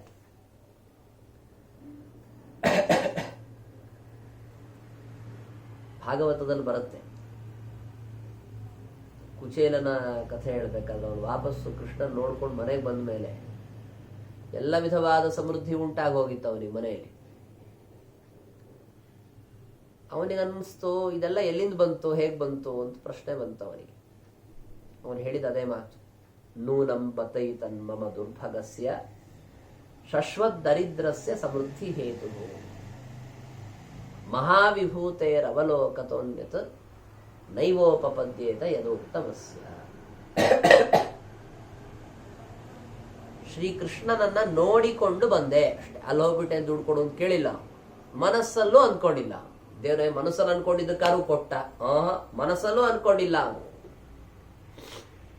ಆದ್ರೂ ದೇವರನ್ನ ನೋಡಿದ್ದು ಅನ್ನೋದ್ರ ಫಲ ಯಾವುದು ಅಂದ್ರೆ ಇಷ್ಟೆಲ್ಲ ಸಂಪತ್ತು ಅಂತ ಅವನು ಅನ್ಕೊಂಡಂತೆ. ನಾವು ಅದನ್ನ ಅನ್ಕೋಬಹುದು, ಯಮನನ್ನ ನೋಡಿದ್ರೇನೆ ದುಡ್ಡು ಗಿಡ್ಡು ಸಾಕಷ್ಟು ಬರುತ್ತೆ ಅಂತಿರುವಾಗ ಇನ್ನು ದೇವರನ್ನೇ ನೋಡ್ಬಿಟ್ರೆ ಇನ್ನೇನೇನು ಆಗ್ಬಹುದು ಅಂತ ಅನ್ನೋದನ್ನ ಊಹಿಸ್ಕೊಳ್ಬಹುದು. ಆದ್ದರಿಂದ ಯಾವುದೇ ರೀತಿಯಲ್ಲಿ ನಾನು ದುಡ್ಡು ಕಾಸು ಬಂದು ಕೇಳ್ಕೊಳ್ಬೇಕಾಗಿಲ್ಲ. ಇನ್ನೇನಪ್ಪಾ ಅಂದ್ರೆ ಸುದೀರ್ಘವಾದ ಆಯುಷ್ಯ ಕೇಳ್ಕೋ ಅಂತ ಹೇಳಿದೆಲ್ಲ, ಅದನ್ನು ಕೇಳ್ಕೋಬೇಕಾದಿಲ್ಲ. ಯಾಕೆ ಅಂದ್ರೆ ನಿನ್ನ ಹತ್ರ ಬಂದ್ಬಿಟ್ಟು ನಿನಗೆ ನಾನು ಪ್ರಿಯನಾದ್ನಲ್ವಾ, ಇಷ್ಟು ಪ್ರೀತಿಯಿಂದ ನನಗೆ ಅನುಗ್ರಹ ಮಾಡಿ ನೀನು ಆ ಅಗ್ನಿಗೆ ನಾಚಿಕೇತ ಅಗ್ನಿ ಅಂತ ಹೆಸರಿಡೋಷ್ಟ್ರ ಮಟ್ಟಿಗೆ ಅನುಗ್ರಹ ಮಾಡ್ತಾ ಇದೀಯಾ ಅಂತಂದ್ರೆ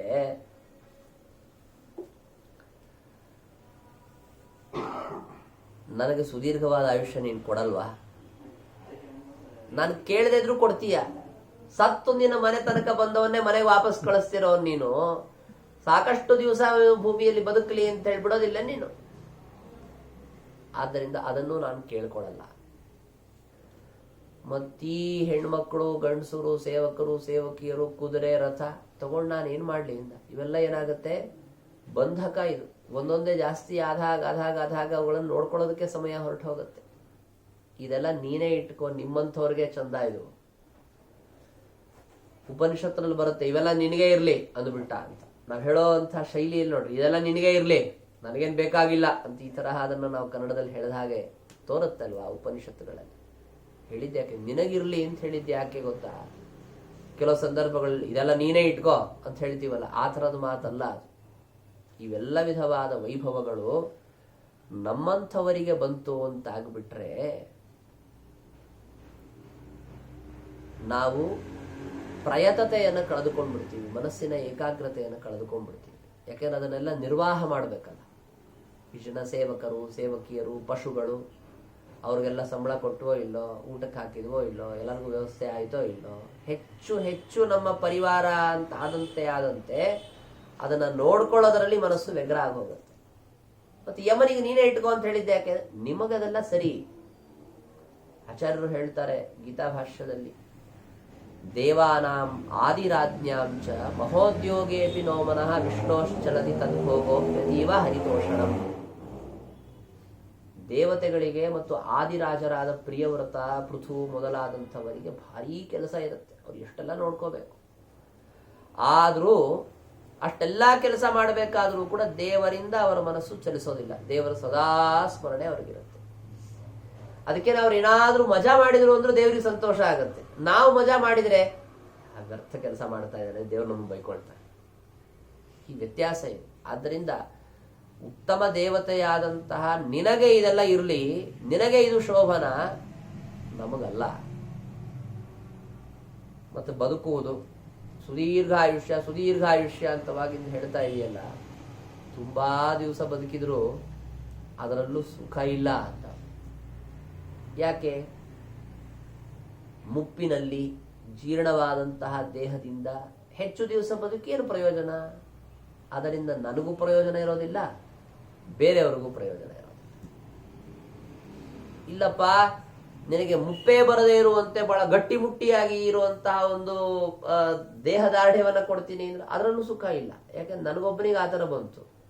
ನನ್ನ ಮಕ್ಕಳು, ಮೊಮ್ಮಕ್ಕಳು, ಮರಿ ಮಕ್ಕಳು ಎಲ್ಲ ಕಣ್ಣು ಮುಂದೆ ಸಾಯ್ತಾರೆ. ಅದು ನೋಡ್ತಾ ಕೂತ್ಕೋಬೇಕಲ್ಲ. ಇವನೊಬ್ಬ ಗಟ್ಟಿ ಕೂತ್ಕೊಂಡಿದ್ದಾನೆ, ಇನ್ನು ಮುಂದಿನವರೆಲ್ಲ ಸತ್ರುಂಜನ, ಅದಕ್ಕೂ ಬೈತಾರೆ. ಇನ್ನೇನ್ ಮಾಡಬೇಕು? ಅವ್ರಿಗೆಲ್ಲ ಮುಪ್ಪು ಇಲ್ಲದೆ ಇರುವಂತೆ, ಅವ್ರಿಗೆಲ್ಲ ಶರೀರ ದಾರ್ಢ್ಯಾದಿಗಳಿರುವಂತೆ ಅಂತ ಕೇಳ್ಕೋಬೇಕು.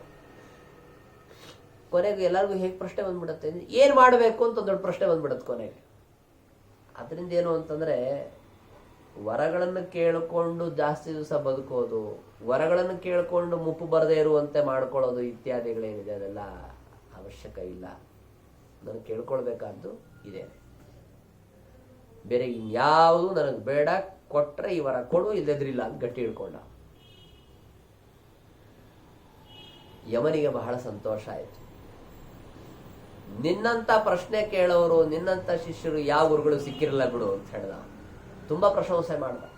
ಎಷ್ಟೊತ್ತು ಪ್ರಶಂಸೆ ಮಾಡ್ದ ಅಂತಂದ್ರೆ, ಉಪನಿಷತ್ತಿನಲ್ಲಿ ಒಂದು ಭಾಗವೇ ಆ ನಚಿಕೇತನ ಪ್ರಶಂಸೆ ಇದೆ ಅಂತ ಹೇಳ್ಬೋದು. ಮನುಷ್ಯನಿಗೆ ಒಂದು ಶ್ರೇಯಸ್ಸು, ಇನ್ನೊಂದು ಪ್ರೇಯಸ್ಸು ಅಂತ ಎರಡು ಬರುತ್ತಂತ ಪ್ರಸಕ್ತಿ. ಅದು ಬಂದಾಗೆಲ್ಲ ಮಂದರು ನಮ್ಮಂತವ್ರು ಏನ್ ಮಾಡ್ಬಿಡ್ತಾರೆ ಅಂದ್ರೆ ಪ್ರೇಯಸ್ಸಿನ ಕಡೆಗೆ ಹೋಗ್ಬಿಡ್ತಾರೆ. ಆದ್ರೆ ಶ್ರೇಯಸ್ಸಿನ ಕಡೆಗೆ ಅಂತ ಯಾರೂ ಹೋಗೋದಿಲ್ಲ. ಯಾಕೆ? ಅದೆಲ್ಲ ಮುಂದೆ ಒಳ್ಳೇದಾಗತ್ತೆ ಅಂತಂತಾರೆ, ಯಾರಿಗೊತ್ತು ಅಂತಂತಾರೆ. ಈಗೇನ್ ಸದ್ಯಕ್ಕೆ ಸಾಕು ಅಂತ ಹೇಳ್ಬಿಟ್ಟು ಪ್ರೀತಿಯನ್ನ ಉಂಟು ಮಾಡುವಂತಹ ನಶ್ವರವಾದ ಫಲಗಳಲ್ಲೇ ಮುಳುಗೋಗ್ಬಿಡ್ತಾರೆ. ನಿನ್ನಲ್ಲಿ ದೋಷ ಇಲ್ಲ ಅಂತ ನಾನು ಯಾವಾಗ ಕಂಡ್ಕೊಂಡೆ ಗೊತ್ತಾ? ನೀನು ಕೇಳ್ದೇನೆ ನಾನು ಬಂಗಾರದ ಸರ ಕೊಟ್ನಲ್ಲ, ಆವಾಗ್ಲೇ ಇದು ನಾನು ತಗೊಂಡು ಏನ್ ಮಾಡ್ಲಿ ಅಂತ ನೀನು ಅಂದ್ಯಲ್ಲ, ಆವಾಗ್ಲೇ ಅರ್ಥ ಆಯ್ತು ಇವನು ಬಹಳ ಒಳ್ಳೆ ವ್ಯಕ್ತಿ ಇದ್ದಾನೆ ಅಂತ. ಕೆಲವು ಸಂದರ್ಭಗಳಲ್ಲಿ ದೇವತೆಗಳು ಕೊಟ್ಟು ನೋಡ್ತಾರೆ, ಆಯ್ತಾ? ಕೊಟ್ಟಾಗ ಅವನದನ್ನ ಬೇಕು ಅಂತಾನೋ ಬೇಡ ಅಂತಾನೋ, ಅಥವಾ ಬೇಕು ಅಂದ್ರೂ ಹೇಗ್ ಬೇಕು ಅಂತಾನೆ, ಬೇಡ ಅಂದ್ರೆ ಹೇಗ್ ಬೇಡ ಅಂತಾನೆ. ಕೆಲವು ಸರಿ ಬೇಡ ಅಂತ ಬಾಯಿಲ್ ಅಂತಿರ್ತಾನೆ, ಅದು ಕೊಡ್ಬೇಕು ಅಂತ ಅರ್ಥ. ಅದಕ್ಕೆ ಬೇಡ ಅಂದ್ರೆ ಬೇಡ ಅಂತ ಬಿಡ್ತಾ ಇದ್ದಾನೆ ಅಂತಂದ್ರೆ ಅವನ ಹಿನ್ನೆಲೆಯಲ್ಲಿರುವಂತಹ ಮನಸ್ಸಿನ ದಾರ್ಢ್ಯ ಗೊತ್ತಾಗುತ್ತೆ. ಇದು ನಚಿಕೇತನಲ್ಲಿರುವಂತ. ಕೆಲವರು ಇರ್ತಾರೆ ಲೋಕದಲ್ಲಿ, ಅವಿದ್ಯೆಯ ಮಧ್ಯದಲ್ಲಿ ಸಿಕ್ಕಾಕೊಂಡ್ಬಿಟ್ಟಿರ್ತಾರೆ, ಆದ್ರೆ ತಮ್ಮನ್ನೇ ತಾವು ಪಂಡಿತರು ಅಂತ ತಿಳ್ಕೊಂಡ್ಬಿಟ್ಟಿರ್ತಾರೆ. ಇವರೆಲ್ಲ ಹೇಗೆ ಅಂದ್ರೆ, ತಾವು ಅನೇಕ ಜನರಿಗೆ ಮಾರ್ಗದರ್ಶನ ಮಾಡ್ತೀವಿ ಬೇರೆ ಹೇಳ್ಕೊಳ್ತಾ ಇರ್ತಾರೆ. ಇವರೆಲ್ಲ ಹೇಗೆ ಅಂದ್ರೆ, ಯಾರಿಗೆ ಇವ್ರು ಮಾರ್ಗದರ್ಶನ ಮಾಡ್ತಿರ್ತಾರಲ್ಲ ಅವರು ಒಂಥರ ಕುರುಡರು, ಮಾರ್ಗದರ್ಶನ ಮಾಡ್ತಿರೋನು ಅವನು ಇನ್ನೊಂಥರ ಕುರುಡ. ಕುರುಡನೇ ಕುರುಡರಿಗೆ ಹೇಳಿದ, ನಾ ದಾರಿ ತೋರಿಸ್ತೀನಿ ಬನ್ನಿ ನಿಮ್ಗೆ. ಹಾಗಿದ್ದ ಹಾಗೆ ಲೋಕದಲ್ಲಿ ಅಜ್ಞಾನಿಗಳ ಗುಂಪು ಅಂತ ಅನ್ನೋದು ನಡೀತಾ ಇದೆ. ಹಾಗಾಗಬಾರದು. ಅದಕ್ಕೇನು ಅಂತಂದ್ರೆ, ಸಾತ್ವಿಕರಾದಂಥವರು 3 ಕೆಲಸಗಳನ್ನ ಪ್ರಧಾನವಾಗಿ ಮಾಡಬೇಕು. ತ್ರಿಕರ್ಮಕೃತ್ ಅಂತ ಹೇಳ್ತಾರೆ. ಈ ಜನ್ಮ ಮರಣಾದಿ ರೂಪವಾದ ಸಂಸಾರದಿಂದ ದಾಟುವುದಕ್ಕೆ 3 ಕರ್ಮಗಳನ್ನ ಮಾಡ್ಬೇಕಾಗ್ತದೆ. ಯಾವ್ದದು? 3 ಕರ್ಮಗಳು ಅಂತಷ್ಟೇ ಹೇಳ್ಬಿಟ್ರೆ, 3 ಕೆಲಸ ಮಾಡ್ಬೇಕಪ್ಪ ಅಂದ್ಬಿಟ್ಟ ಅವನು. ಇವನು ಚಿಕೇತನು ಹೂ ಅಂದ್ಬಿಟ್ಟ. ನಾವೇನ್ ಮಾಡ್ಬೇಕು? ಏನೋ ಬೇರೆ ಬೇರೆ ಥರದ ಬೇರೆ ಬೇರೆಯವರೆಲ್ಲ ವ್ಯಾಖ್ಯಾನ ಮಾಡ್ತಾರೆ. ಆಚಾರ್ಯರು ಭಗವದ್ಗೀತೆಯ ಸಮಾಖ್ಯೆಯನ್ನು ಕೊಟ್ಟು ತೋರಿಸ್ತಾರೆ. ಯಜ್ಞ ದಾನ ತಪಃ ಕರ್ಮ ನತ್ಯಾಜ್ಯಂ ಕಾರ್ಯಮೇವ ತತ್ ಅಂತ. ಯಜ್ಞ, ದಾನ, ತಪಸ್ಸು, ಇವು ಮೂರು ಕೆಲಸಗಳನ್ನು ಪ್ರತಿಯೊಬ್ಬರೂ ಮಾಡಬೇಕಾಗ್ತದೆ. ಯಾವುದೇ ವರ್ಣ, ಯಾವುದೇ ಆಶ್ರಮದವರಾಗಿರಬಹುದು, ಅವರು ಈ ಯಜ್ಞ, ದಾನ, ತಪಸ್ಸು ಮೂರನ್ನ ಮಾಡಲೇಬೇಕು. ತಪಸ್ಸು ಅಂತಂದ್ರೆ ಅದರಲ್ಲಿ ಎರಡು ವಿಧವಾದಂಥದ್ದು. ಒಂದು ಶರೀರ ಕ್ಲೇಶಕರವಾಗಿರುವಂತಹ ಉಪವಾಸ ವ್ರತಾದಿಗಳು. ಇನ್ನೊಂದು ತಪಸ್ಸು ಅಂತಂದ್ರೆ ಆಲೋಚನಾ ರೂಪವಾಗಿರುವಂತಹದ್ದು, ಭಗವಂತನ ಬಗ್ಗೆ ವಿಚಾರ ಮಾಡೋ, ಬ್ರಹ್ಮ ಜಿಜ್ಞಾಸ ಅಂತೇನು ಕರೀತಾರೆ, ಬ್ರಹ್ಮನ ಬಗ್ಗೆ ವಿಚಾರ, ಅದು ಒಂದು. ಈ ಮೂರನ್ನ ಅವಶ್ಯವಾಗಿ ಪ್ರತಿಯೊಬ್ಬರೂ ಕೂಡ ಮಾಡಲೇಬೇಕಾದದ್ದು, ಅವ್ರ ಕರ್ತವ್ಯ ಇದು ಅಂತ ಶಾಸ್ತ್ರ ಹೇಳುತ್ತೆ.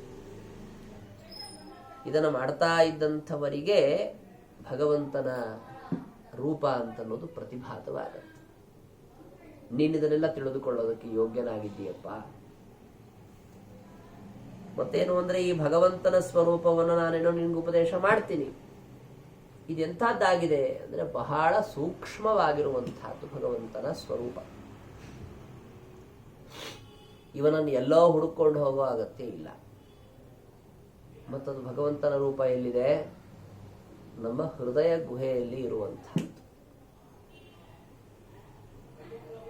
ಇಂತಹ ಭಗವಂತನ ರೂಪವನ್ನ ಯಾರು ಹೊಂದಲಿಕ್ಕೆ ಸಾಧ್ಯ ಅಂದ್ರೆ ಅಕ್ರತುಹು ಅಂತ ಹೇಳ್ತಾರೆ.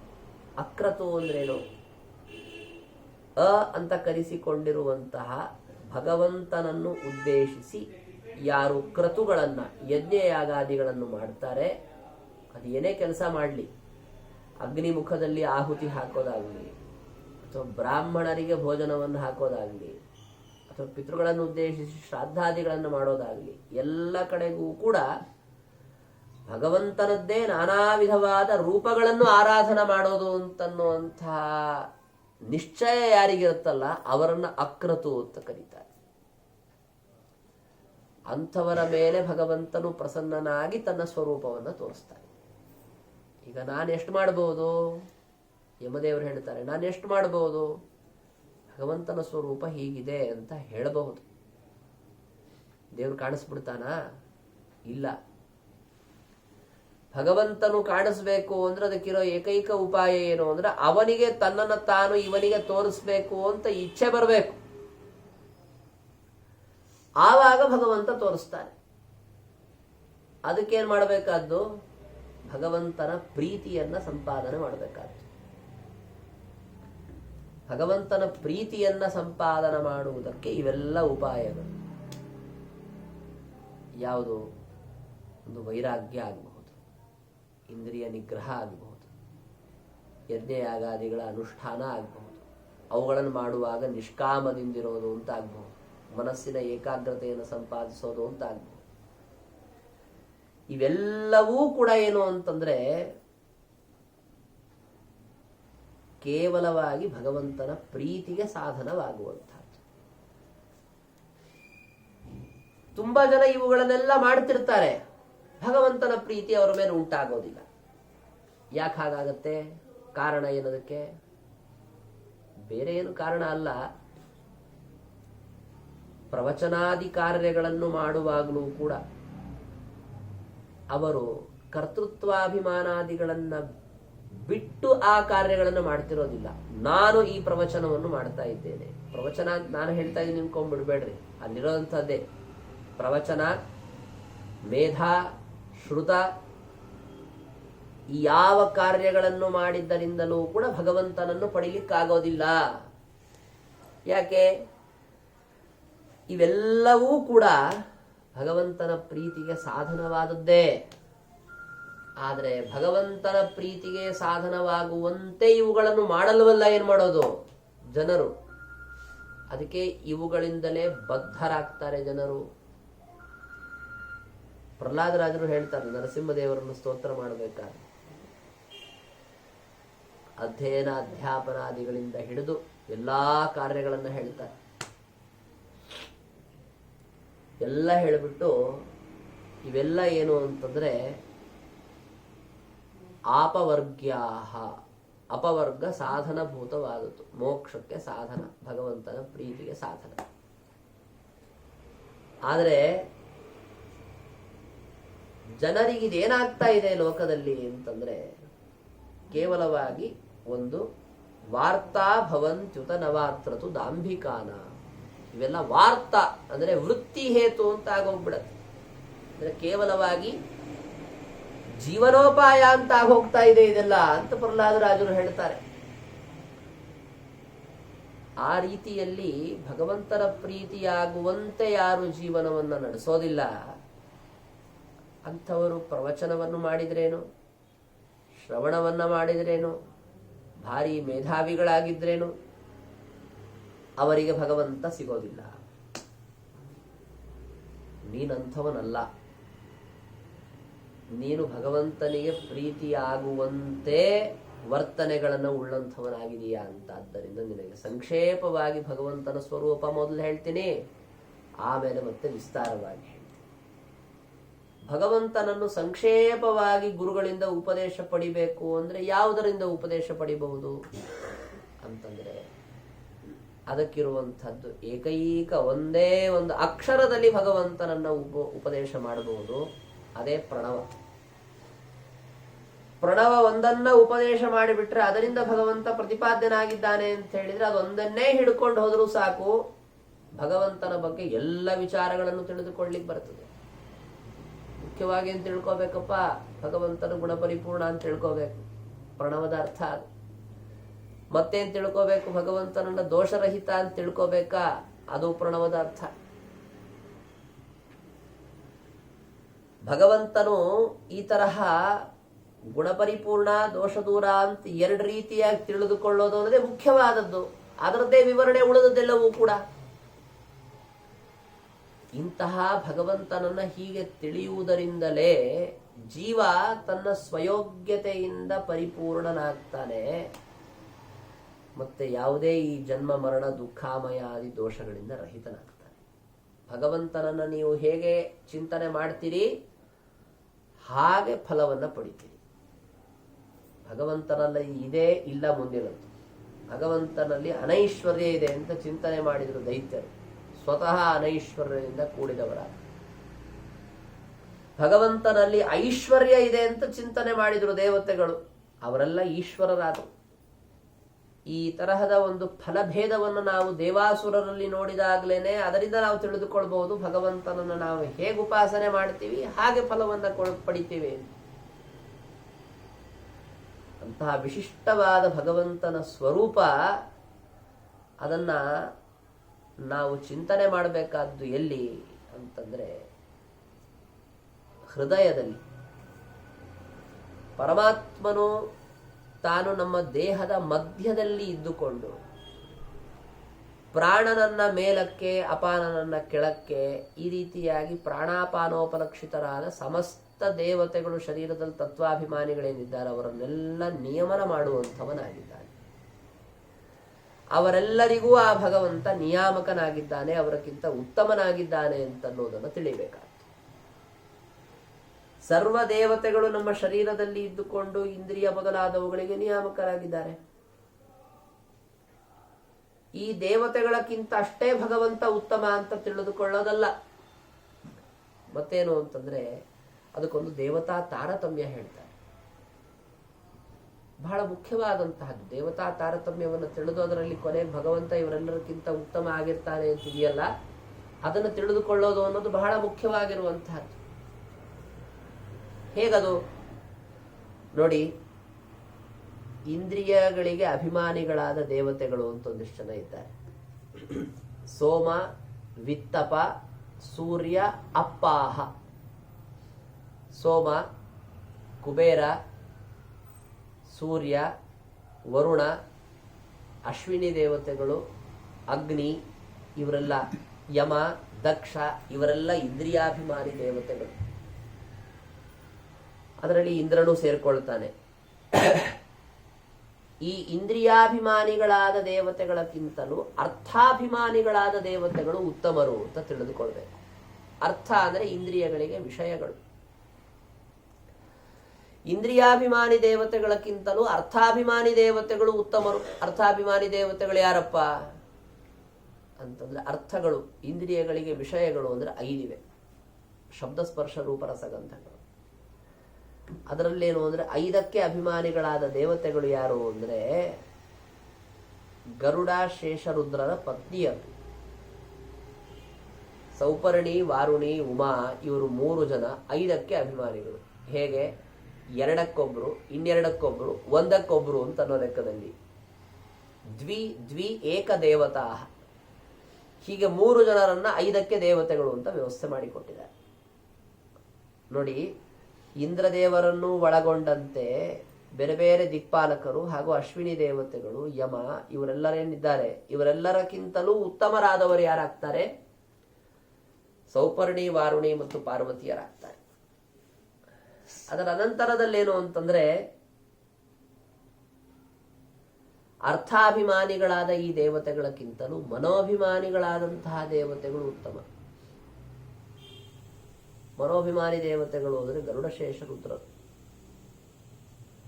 ಅವರಕ್ಕಿಂತಲೂ ಉತ್ತಮರು ಯಾರಪ್ಪ ಅಂದ್ರೆ ಬುದ್ಧಿ ತತ್ವಕ್ಕೆ ಅಭಿಮಾನಿಯಾದಂತಹ ದೇವತೆ ಸರಸ್ವತಿ ಭಾರತೀಯರು ಉತ್ತಮರು. ಮತ್ತೆ ಅದಕ್ಕಿಂತಲೂ ಉತ್ತಮ ಅಂದ್ರೆ ಮಹತ್ತತ್ವಕ್ಕೆ ಅಭಿಮಾನಿಗಳಾದಂತಹ ಬ್ರಹ್ಮದೇವರು ಉತ್ತಮ. ಮತ್ತೆ ಮಹತ್ತತ್ವದಕ್ಕಿಂತಲೂ ಉತ್ತಮವಾದದ್ದು ಯಾವುದು ಅಂತಂದ್ರೆ ಅವ್ಯಕ್ತ ತತ್ವ ಅಂತ ಹೇಳ್ತಾರೆ. ಅದಕ್ಕೆ ಅವ್ಯಕ್ತ ತತ್ವ ಅಂದ್ರೆ ಪ್ರಕೃತಿ ತತ್ವಕ್ಕೆ ಅಭಿಮಾನಿನಿಯಾದಂತಹ ಮಹಾಲಕ್ಷ್ಮಿ. ಅವಳಕ್ಕಿಂತಲೂ ಉತ್ತಮನಾದಂಥವನು ಯಾರು ಅಂದ್ರೆ ಪರಮಪುರುಷನಾದ ನಾರಾಯಣ. ಹೀಗಿದು ತಾರತಮ್ಯವನ್ನು ಉಪದೇಶ ಮಾಡ್ತಾನೆ ಅವ. ಇಂದ್ರಿಯಗಳಕ್ಕಿಂತಲೂ ಅರ್ಥಗಳು ಉತ್ತಮ, ಅರ್ಥಗಳಕ್ಕಿಂತಲೂ ಮನಸ್ಸು ಉತ್ತಮ, ಮನಸ್ಸಿನಕ್ಕಿಂತಲೂ ಬುದ್ಧಿ, ಬುದ್ಧಿಯಕ್ಕಿಂತಲೂ ಅವ್ಯಕ್ತ ಮಹತ್ಗಿಂತಲೂ ಅವ್ಯಕ್ತ, ಅವ್ಯಕ್ತದಕ್ಕಿಂತಲೂ ಪರಮಪುರುಷ ಅಂತ ಈ ಒಂದು ಕ್ರಮದಲ್ಲಿ ಸಂಕ್ಷೇಪವಾಗಿ ತಾರತಮ್ಯವನ್ನು ಚಿಂತನೆ ಮಾಡುವಂತಹದ್ದು. ಯದ್ಯಪಿ ಆಯಾ ದೇವತೆಗಳ ಹೆಸರನ್ನೇ ಹೇಳ್ಬಿಟ್ಟು ಇಂತಿಂತ ದೇವತೆಗಳಕ್ಕಿಂತ ಇವರು ಉತ್ತಮ ಅಂತ ಹೇಳ್ಬೋದಿತ್ತು. ಇದೇನು ಇಂದ್ರಿಯ ಅರ್ಥ ಅಂತ ಹಿಂಗೆಲ್ಲ ಹೇಳ್ಬಿಟ್ರೆ ನಾವು ಅನ್ಕೊಳ್ತೀವಿ. ಯಾಕೆ ಹೇಳ್ತಾ ಇದ್ದಾರೆ ಅಂದ್ರೆ ಇವೆಲ್ಲ ನಮ್ಮ ಶರೀರಕ್ಕೆ ಸಂಬಂಧಪಟ್ಟಿರುವಂತೆ ಇರುವಂತಹದ್ದು ಇದೆಲ್ಲವೂ ಕೂಡ. ಇಂತಿಂತಹ ತತ್ವಗಳಿಗೆ ಅಭಿಮಾನಿಗಳಾದ ದೇವತೆಗಳೆಲ್ಲ ನಮ್ಮ ಶರೀರದಲ್ಲಿದ್ದು ನಮ್ಮ ಶರೀರದ ವ್ಯಾಪಾರಗಳನ್ನು ನಡೆಸ್ತಾ ಇದ್ದಾರೆ. ಇವರೆಲ್ಲ ನಮ್ಮ ಶರೀರದಲ್ಲಿದ್ದುಕೊಂಡು ನಮ್ಮ ಶರೀರದ ಒಳಗಿರುವಂತಹ ನಿಯಾಮಕನಾದ ಭಗವಂತನನ್ನು ಉಪಾಸನೆ ಮಾಡ್ತಾ ಇದ್ದಾರೆ. ವಿಶ್ವೇ ದೇವತೆಗಳೆಲ್ಲ ಉಪಾಸನೆ ಮಾಡ್ತಾರೆ. ವಿಶ್ವೇ ದೇವತೆಗಳು ಶಾಸ್ತ್ರದಲ್ಲಿ ಬರೋ ವಿಶ್ವ ದೇವತೆಗಳು ಬೇರೆ, ಮತ್ತೆ ಅದು ಸಂಜ್ಞೆ, ಅದೊಂದು ಗುಂಪು. ವಸು, ರುದ್ರ, ಆದಿತ್ಯ ಅಂತ ಹಿಂಗೆಲ್ಲ ಹೇಳ್ತಾರಲ್ಲ, ಆ ತರ ವಿಶ್ವೇ ದೇವತೆಗಳು ಅಂತ ಒಂದು ಗುಂಪಿದೆ. ಅದಲ್ಲ, ವಿಶ್ವೇ ದೇವಾಹ ಅಂದ್ರೆ ಎಲ್ಲಾ ದೇವತೆಗಳು ಕೂಡ ಭಗವಂತನನ್ನು ಉಪಾಸನೆ ಮಾಡ್ತಾ ಇದ್ದಾರೆ ಅಂತ ಚಿಂತನೆ ಮಾಡ್ಬೇಕಾದ. ಅವರೆಲ್ಲ ಉಪಾಸನೆ ಮಾಡ್ತಿರುವಾಗ ನಾನು ಒಬ್ಬನೇ ಖಾಲಿ ಕೂತ್ಕೊಂಡ್ರೆ ಹೇಗೆ ಸರಿಯಾದದ್ದು? ಎಷ್ಟೋ ಕಡೆಗೆ ಹೋಗಿರ್ತೀವಿ, ಎಲ್ಲರೂ ಚಪ್ಪಾಳೆ ತಟ್ತಾರೆ, ನಾವು ಒಬ್ಬರೇ ಚಪ್ಪಾಳೆ ತಟ್ಟದೆ ಇದ್ರೆ ಚೆನ್ನಾಗಿರಲ್ಲ ಅಂತ ಚಪ್ಪಾಳೆ ತಟ್ತಾರೆ ಕೆಲವರು, ಅಲ್ವಾ? ಎಲ್ಲರೂ ಕೈ ಮುಗಿದು ನಿಂತಿದ್ದಾರೆ ಅಂದಾಗ ನಾನು ಒಬ್ಬರೇ ಕೈ ಮುಗಿದೆ ಇದ್ರೆ ಚೆನ್ನಾಗಿರಲ್ಲ ಅಂತ ಕೆಲವರು ಕೈ ಮುಗಿತಾರೆ. ಈ ಕೆಲವು ಸಂದರ್ಭಗಳಲ್ಲಿ ಯಾವುದೋ ಏನೋ ಹೇಳಿದ್ರು, ಎಲ್ಲರೂ ಎದ್ದು ನಿಂತ್ಕೊಳ್ಳಿ ಅಂತ ಹೇಳ್ತಾರೆ, ಎಲ್ಲರೂ ಎದ್ದು ನಿಂತ್ಕೊಂಡ್ಬಿಡ್ತಾರೆ. ನಾನು ಒಬ್ಬನೇ ಕೂತ್ಕೊಂಡ್ರೆ ಏನ್ ಅನ್ಕೊಳ್ತಾರೋ ಅಂತ ಹೇಳಿ ಎದ್ದು ನಿಂತ್ಕೊಂಡ್ಬಿಡ್ತಾರೆ ಪಾಪ ಕೆಲವರು, ಅಲ್ವಾ? ಹಾಗೇನು ಅಂದ್ರೆ ನಮ್ಮ ಶರೀರದಲ್ಲಿ ಇರೋದೇ ಒಂದಿಷ್ಟು ಜನ ಇದ್ದಾರೆ. ಯಾರು? ಈ ಇಂದ್ರಿಯಾದ್ಯಭಿಮಾನಿ ದೇವತೆಗಳು. ಇವರೆಲ್ಲ ನಮ್ಮ ಹೃದಯದಲ್ಲಿರುವಂತಹ ಭಗವಂತನಿಗೆ ಪೂಜೆಯನ್ನು ಸಲ್ಲಿಸ್ತಾ ಇದ್ದಾರೆ. ಕೊನೆ ಪೂಜೆ ಸಲ್ಲಿಸದೆ ಉಳ್ಕೊಂಡಿರುವಂತ ಒಬ್ಬನೇ ಒಬ್ಬನ ವ್ಯಕ್ತಿ ನಾನು ಅಂತ ಆಗ್ಬಿಟ್ರೆ ಚೆನ್ನಾಗಿರಲ್ಲ. ಇದು ತಿಳ್ಕೊಂಡವನಿಗೆ ಏನಾಗುತ್ತೆ, ಇಲ್ಲಪ್ಪ ನಾನು ಕೂಡ ಅವ್ರಗಳ ಜೊತೆ ಕೈ ಜೋಡಿಸ್ಬಿಡ್ಬೇಕು. ಅವ್ರ ತರ ಮಾಡಕ್ಕಾಗಲ್ಲ, ಯಾಕೆ ಸ್ವಂತ ಪ್ರವೃತ್ತಿ ನಂದಿರಲ್ವಲ್ಲ. ಆದ್ರೆ ಇಷ್ಟೆಲ್ಲ ದೇವತೆಗಳ ಜೊತೆಗೆ ನಾನು ಕೈ ಜೋಡಿಸಿ ನಾನು ಒಂದು ಕೈ ಮುಗಿದ್ರೆ ಭಗವಂತನಿಗೆ, ಆ ಭಗವಂತ ಹೇಗಿದ್ದಾನೆ? ಜೀವಾಂತಸ್ಥನಾಗಿಯೂ ಇದ್ದಾನೆ, ಶರೀರಾಂತಸ್ಥಿತನಾಗಿ ಇದ್ದಾನೆ. ಅವನ ಪರಿಮಾಣ ಎಷ್ಟು? ಅಂಗುಷ್ಠ ಪರಿಮಾಣ. ಹೇಗದ ಅಂಗುಷ್ಠ ಪರಿಮಾಣ? ಜೀವಾಂಗುಷ್ಠಮಿತೋ ಜೀವೆ ದೇಹಾಂಗುಷ್ಠಮಿತೋ ಹೃದಯ ಅಂತ ಆಚಾರ್ಯರು ಹೇಳ್ತಾರೆ. ಜೀವನ ಅಂಗುಷ್ಠ ಪರಿಮಿತನಾಗಿ ಜೀವನಲ್ಲಿದ್ದಾನೆ, ದೇಹದ ಅಂಗುಷ್ಠ ಪರಿಮಿತವಾಗಿ ದೇಹದಲ್ಲಿದ್ದಾನೆ ಅಂತ. ಎಂತಂದ್ರೆ ಇಲ್ಲ, 5 ನಿಮಿಷ ಮುಗಿಸ್ತೀನಿ. ಈ ತರಹ ಪರಮಾತ್ಮನನ್ನ ನಾವು ಚಿಂತನೆ ಮಾಡಬೇಕಾದಂತಹದ್ದು. ಇಂತಹ ಭಗವಂತನ ರೂಪವೇ ಬೇರೆ ಬೇರೆ ಕಡೆಗೆ ಅಧಿಷ್ಠಾನಗಳಲ್ಲಿರುವಂತಹದ್ದು. ನನ್ನ ಹೃದಯದಲ್ಲಿ ಯಾವ ಭಗವಂತನ ರೂಪ ಇದೆಯೋ ಇದೇ ಭಗವಂತನ ರೂಪವೇ ಸೂರ್ಯ ಚಂದ್ರ ಮೊದಲಾದಂತಹ ಸಕಲ ನಾವು ಗಮನಿಸುವಂತಹ ಪ್ರಧಾನ ಸ್ಥಾನಗಳಲ್ಲಿರುವಂತಹದ್ದು. ಮತ್ತೆ ಯಾರು ತಮ್ಮ ಹೃದಯ ಸ್ಥಿತವಾದ ಭಗವಂತನ ರೂಪವನ್ನು ಚಿಂತನೆ ಮಾಡ್ತಾರೆ ಅವರು ಅವಶ್ಯವಾಗಿ ಗಮನಿಸಬೇಕಾದಂತಹದ್ದು ಯಾವುದು ಅಂತಂದ್ರೆ ಆ ಹೃದಯಸ್ಥಿತವಾದ ಭಗವಂತನ ರೂಪಕ್ಕೂ ಬೇರೆ ರೂಪಕ್ಕೂ ಅಭೇದವನ್ನು ಚಿಂತನೆ ಮಾಡಬೇಕಾಗ್ತದೆ. ನಾವು ಒಂದು ಪ್ರಸಿದ್ಧವಾದಂತಹ ಶ್ರುತಿ ವಾಕ್ಯವನ್ನ ಕೇಳ್ತೇವೆ, ನೇಹನಾನಾಸ್ತಿ ಕಿಂಚನ ಅಂತ, ಕಾಠಕೋಪನಿಷತ್ತಿನಲ್ಲಿ ಬರುವಂತಹ ಭಗವಂತನ ರೂಪಗಳಲ್ಲಿ ಪರಸ್ಪರವಾದ ಭೇದ ಇಲ್ಲ, ಭಗವಂತನಿಗೂ ಭಗವಂತನ ಗುಣಗಳಿಗೂ ಭೇದ ಇಲ್ಲ. ಇದನ್ನು ನಮಗೆ ಉಪನಿಷತ್ತು ತಿಳಿಸಿಕೊಡುತ್ತೆ. ಎಲ್ಲಾ ಭಗವಂತನ ಸ್ವರೂಪದ ಬಗ್ಗೆ ತಿಳಿದುಕೊಂಡು ಭಗವಂತನ ರೂಪಗಳಲ್ಲಿ ಭೇದವನ್ನು ನಾವು ಚಿಂತನೆ ಮಾಡಿದ್ವಿ ಅಂತಂದ್ರೆ ಏನಾಗತ್ತೆ ಅಂತಂದ್ರೆ ಒಂದು ದೊಡ್ಡ ಬೆಟ್ಟದ ಮೇಲೆ ನೀರು ಸುರಿದಂತೆ. ಬೆಟ್ಟದ ಮೇಲೆ ನೀರು ಸುರಿದ್ರೆ ಏನಾಗತ್ರಿ, ಎಲ್ಲ ಕೆಳಗೆ ಹರ್ಕೊಂಡು ಬಂದ್ಬಿಡತ್ತೆ. ಹಾಗೆ ಇವನು ಮೇಲೆ ಹೋದಂಥವು ದಬ್ಬಂತ ಕೆಳಗೆ ಹರ್ಕೊಂಡು ಬಂದ್ಬಿಡ್ತಾನೆ, ಅಧೋಲೋಕಕ್ಕೆ ಹೋಗ್ಬಿಡ್ತಾನೆ. ಆದ್ದರಿಂದ ಭಗವಂತನ ರೂಪಗಳಲ್ಲಿ ಭೇದವನ್ನ ಚಿಂತನೆ ಮಾಡಬಾರದು. ಆದರೆ ನಮಗೂ ಭಗವಂತನಿಗೂ ಮಾತ್ರ ಭೇದವನ್ನ ಚಿಂತನೆ ಮಾಡಬೇಕಾಗ್ತದೆ. ಅದು ಹೇಗಾಗತ್ತೆ ಅಂತಂದ್ರೆ ಜೀವನ ಸ್ವರೂಪ ಭಗವಂತನ ಸ್ವರೂಪ ತುಂಬಾ ಹತ್ತಿರದಲ್ಲಿ ಸೇರಿಕೊಂಡಿದ್ದಾಗ ಅದನ್ನು ಬೇರ್ಪಡಿಸಿ ತಿಳಿದುಕೊಳ್ಳೋದು ಬಹಳ ಕಷ್ಟ ಆಗುತ್ತೆ. ಮುಕ್ತರಾದ ಮೇಲೆ ನಾವು ದೇವರಿಗೆ ತುಂಬಾ ಸಾದೃಶ್ಯ ಬಂತು ಅಂತ ಹೇಳಿ ಒಟ್ಟಿಗೆ ಸೇರಿದ ಮಾತ್ರಕ್ಕೆ ಅಭೇದ ಬಂತು ಅಂತ ತಿಳಿದುಕೊಂಡ್ಬಿಟ್ರೆ ಹೇಗೆ? ತಿಳಿದುಕೊಳ್ಬಾರ್ದು. ಒಂದು ದೃಷ್ಟಾಂತವನ್ನ ತೋರಿಸ್ಕೊಡ್ತಾರೆ ಯಮದೇವರು.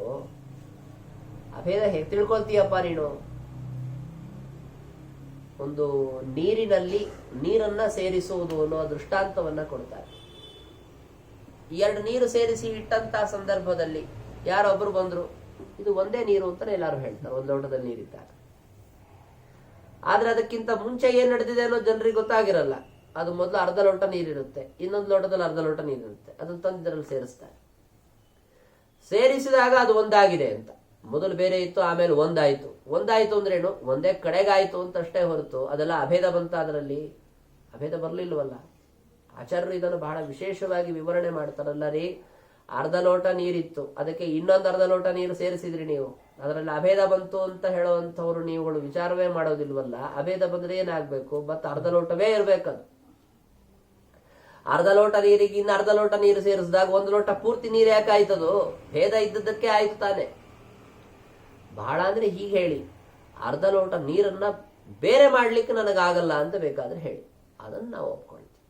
ಬೇರೆ ಮಾಡಿ ತಿಳಿದುಕೊಳ್ಳಿಕ್ಕೆ ನಮಗಾಗಲ್ಲ. ಅದಕ್ಕೆ ಏನು ಅಂದ್ರೆ ನೀರಿನಲ್ಲಿ ನೀರು ಸೇರಿಸಿದಾಗ ಅದು ಮೊದಲಿದ್ದ ನೀರಿನಂತೆ ಆಗತ್ತೆ ಹೊರತು ಅದೇ ನೀರು ಆಗೋದಿಲ್ಲ ಅಂತ ಆಚಾರ್ಯರು ತೋರಿಸ್ಕೊಟ್ರು.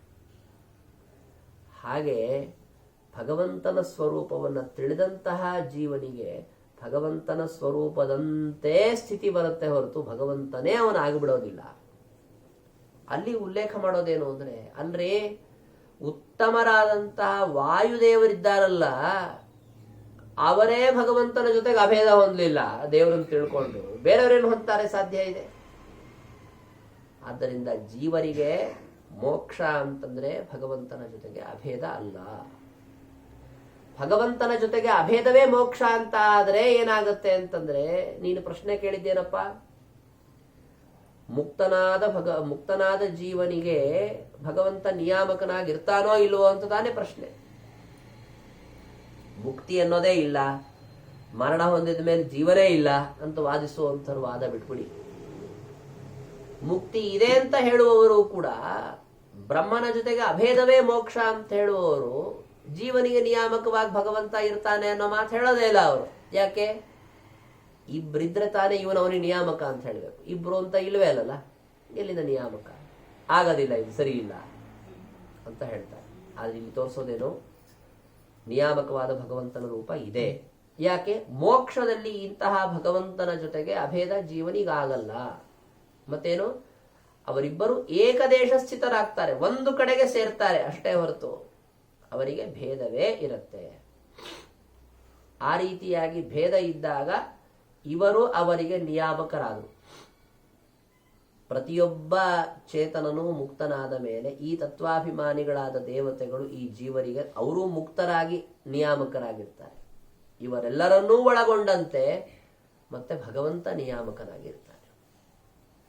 ಆದ್ದರಿಂದ ಜೀವಸ್ವರೂಪ ನಿಯಾಮಕವಾದ ಭಗವಂತನ ರೂಪದ ಬಗ್ಗೆ ನೀನು ಕೇಳಿದೆಯಲ್ಲಪ್ಪ, ಅಂತಹ ಬಿಂಬರೂಪಿಯಾದ ಭಗವಂತ ನಿಮಗೆಲ್ಲರಿಗೂ ನಿಯಾಮಕನಾಗಿದ್ದಾನೆ ಅಂತಲೇ ತಿಳಿದುಕೋ ಅಂತ ಹೇಳಿ ಅವನನ್ನು ಹೇಗೆ ಬೇರ್ಪಡಿಸಿ ತಿಳಿದುಕೋಬೇಕು ಅನ್ನೋದಕ್ಕೊಂದು ದೃಷ್ಟಾಂತ ಕೊಡ್ತಾರೆ.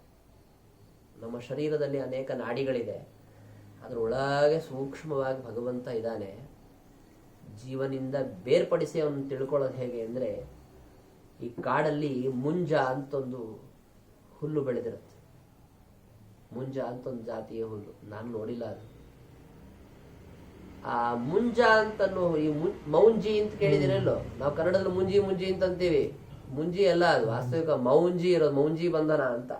ಅದಕ್ಕೆ ಉಪಯೋಗಿಸುವಂತಹ ಹುಲ್ಲು ಮುಂಜ ಅಂತ. ಆ ಮುಂಜ ಅಂತನ್ನುವ ಹುಲ್ಲಿಗಳ ಮಧ್ಯದಲ್ಲಿ ಒಂದು ಇಶೀಕ ಅಂತ ಒಂದು ಹುಲ್ಲು ಬೆಳೆದಿರುತ್ತೆ. ಬಹಳ ಚೂಪಾಗಿರುತ್ತೆ ಅದು. ನೋಡ್ಲಿಕ್ಕೆ ಹೋದ್ರೆ ದೂರದಿಂದ ನೋಡಿದ್ರೆ ಇಲ್ಲೆಲ್ಲ ಮುಂಜ ಹುಲ್ಲು ಬೆಳೆದಿದೆ ಅನ್ಸತ್ತೆ. ಹತ್ತಿರ ಹೋಗಿ ಎಲ್ಲ ಸರಿಸಿ ನೋಡಿದ್ರೆ ಇಲ್ಲಿ ಇಶೀಕ ಅನ್ನೋದೊಂದು ಪ್ರತ್ಯೇಕ ಬೇರೆ ಜಾತಿಯ ಹುಲ್ಲು ಹೊಂದಿದೆ ಅಂತ ಗೊತ್ತಾಗುತ್ತೆ. ಹಾಗೆ ದೂರದಿಂದ ನೋಡುವವರಿಗೆ ಜೀವ ಬ್ರಹ್ಮ ಬೇರೆ ಅಲ್ಲ ಅಂತಾನೆ ಅನಿಸತ್ರಿ. ಸೂಕ್ಷ್ಮವಾಗಿ ಒಳಗೆ ಪ್ರವೇಶ ಮಾಡಿ ಆಲೋಚನೆ ಮಾಡಿ ಉಪಾಸನೆ ಮಾಡಿ ನೋಡಿದಾಗ ಈ ಜೀವರಿಗೆ ನಿಯಾಮಕರಾದ ತತ್ವಾಭಿಮಾನಿ ದೇವತೆಗಳಕ್ಕಿಂತಲೂ ಅತ್ಯಂತ ವಿಲಕ್ಷಣನಾದಂತಹ ಶುದ್ಧ ಸ್ವರೂಪನಾದ ಭಗವಂತ ಇದ್ದಾನೆ ಅಂತ ತಿಳಿಯುತ್ತೆ. ಅವನನ್ನು ತಿಳಿದುಕೊಳ್ಳಪ್ಪ ಅಂತ ಯಮದೇವರು ಉಪದೇಶ ಮಾಡ್ತಾರೆ. ಇದಿಷ್ಟು ಕಾಠಕೋಪನಿಷತ್ತಿನಲ್ಲಿ ಬಂದಿರುವಂತಹ ಪ್ರಾರಂಭದಿಂದ ತನಕ ಬಹುಭಾಗ ಬಂದಿರುವಂತಹ ಪ್ರಮೇಯಗಳನ್ನ ಹೇಳಿದ್ದೇನೆ. ಹೇಳಿ ಮಾತ್ರಕ್ಕೆ ಇಷ್ಟ ಇದೆ ಕಾಠಕೋಪನಿಷತ್ತಿನಲ್ಲಿ ಅಂತಲ್ಲ, ಒಂದೊಂದೊಂದೊಂದು ಶಬ್ದಗಳನ್ನು ಒಂದೊಂದು ವಾಕ್ಯಗಳನ್ನು ಹಿಡ್ಕೊಂಡು ಎಷ್ಟೋ ಬ್ರಹ್ಮಸೂತ್ರದ ಅಧಿಕರಣಗಳು ಹೊರಟಿವೆ. ಇದರಲ್ಲಿ ಅದಿತಿ ಅಂತ ಶಬ್ದ ಬರುತ್ತೆ, ವಜ್ರ ಅಂತ ಶಬ್ದ ಬರುತ್ತೆ, ಈಶಾನ ಅಂತ ಶಬ್ದ ಬರುತ್ತೆ. ಇವು ಮೂರು ಶಬ್ದಗಳನ್ನ ಅವಲಂಬಿಸಿಕೊಂಡು ಮೂರು ಅಧಿಕರಣಗಳು ಹೊರಟಿದೆ ಬ್ರಹ್ಮಸೂತ್ರದಲ್ಲಿ. ಭಗವಂತನನ್ನೇ ವಜ್ರ ಅಂತ ಕರೆದು, ವಜ್ರಾಯುಧ ಅಲ್ಲ ಅದು ಅಂತ ಆಚಾರ್ಯ ಹೇಳ್ತಾರೆ. ಭಗವಂತನು ವರ್ಜನಾದ್ ವಜ್ರ ಮುಚ್ಯತೆ, ಭಗವಂತನು ದೋಷಗಳನ್ನೆಲ್ಲ ವರ್ಜನ ಮಾಡಿದ್ದಾನೆ ಅಂತ, ಆದ್ರಿಂದ ಅವನಿಗೆ ವಜ್ರ ಅಂತ ಹೆಸರು ಇಲ್ಲಿ ಉಪನಿಷತ್ತಿನಲ್ಲಿ ಹೇಳಿರುವಂತಹದ್ದು. ಅದಿತಿ ಅಂದ್ರೆ ದೇವಮಾತೆ ಅಲ್ಲ, ಎಲ್ಲವನ್ನೂ ಭಕ್ಷಣ ಮಾಡ್ತಾನವನು ಅಂತ, ಆದ್ರಿಂದ ಅವನನ್ನೇ ಅದಿತಿ ಅಂತ ಕರಿತಾ ಇರುವಂತಹದ್ದು ಅಂತ ಹೇಳ್ತಾರೆ ಆಚಾರ್ಯ.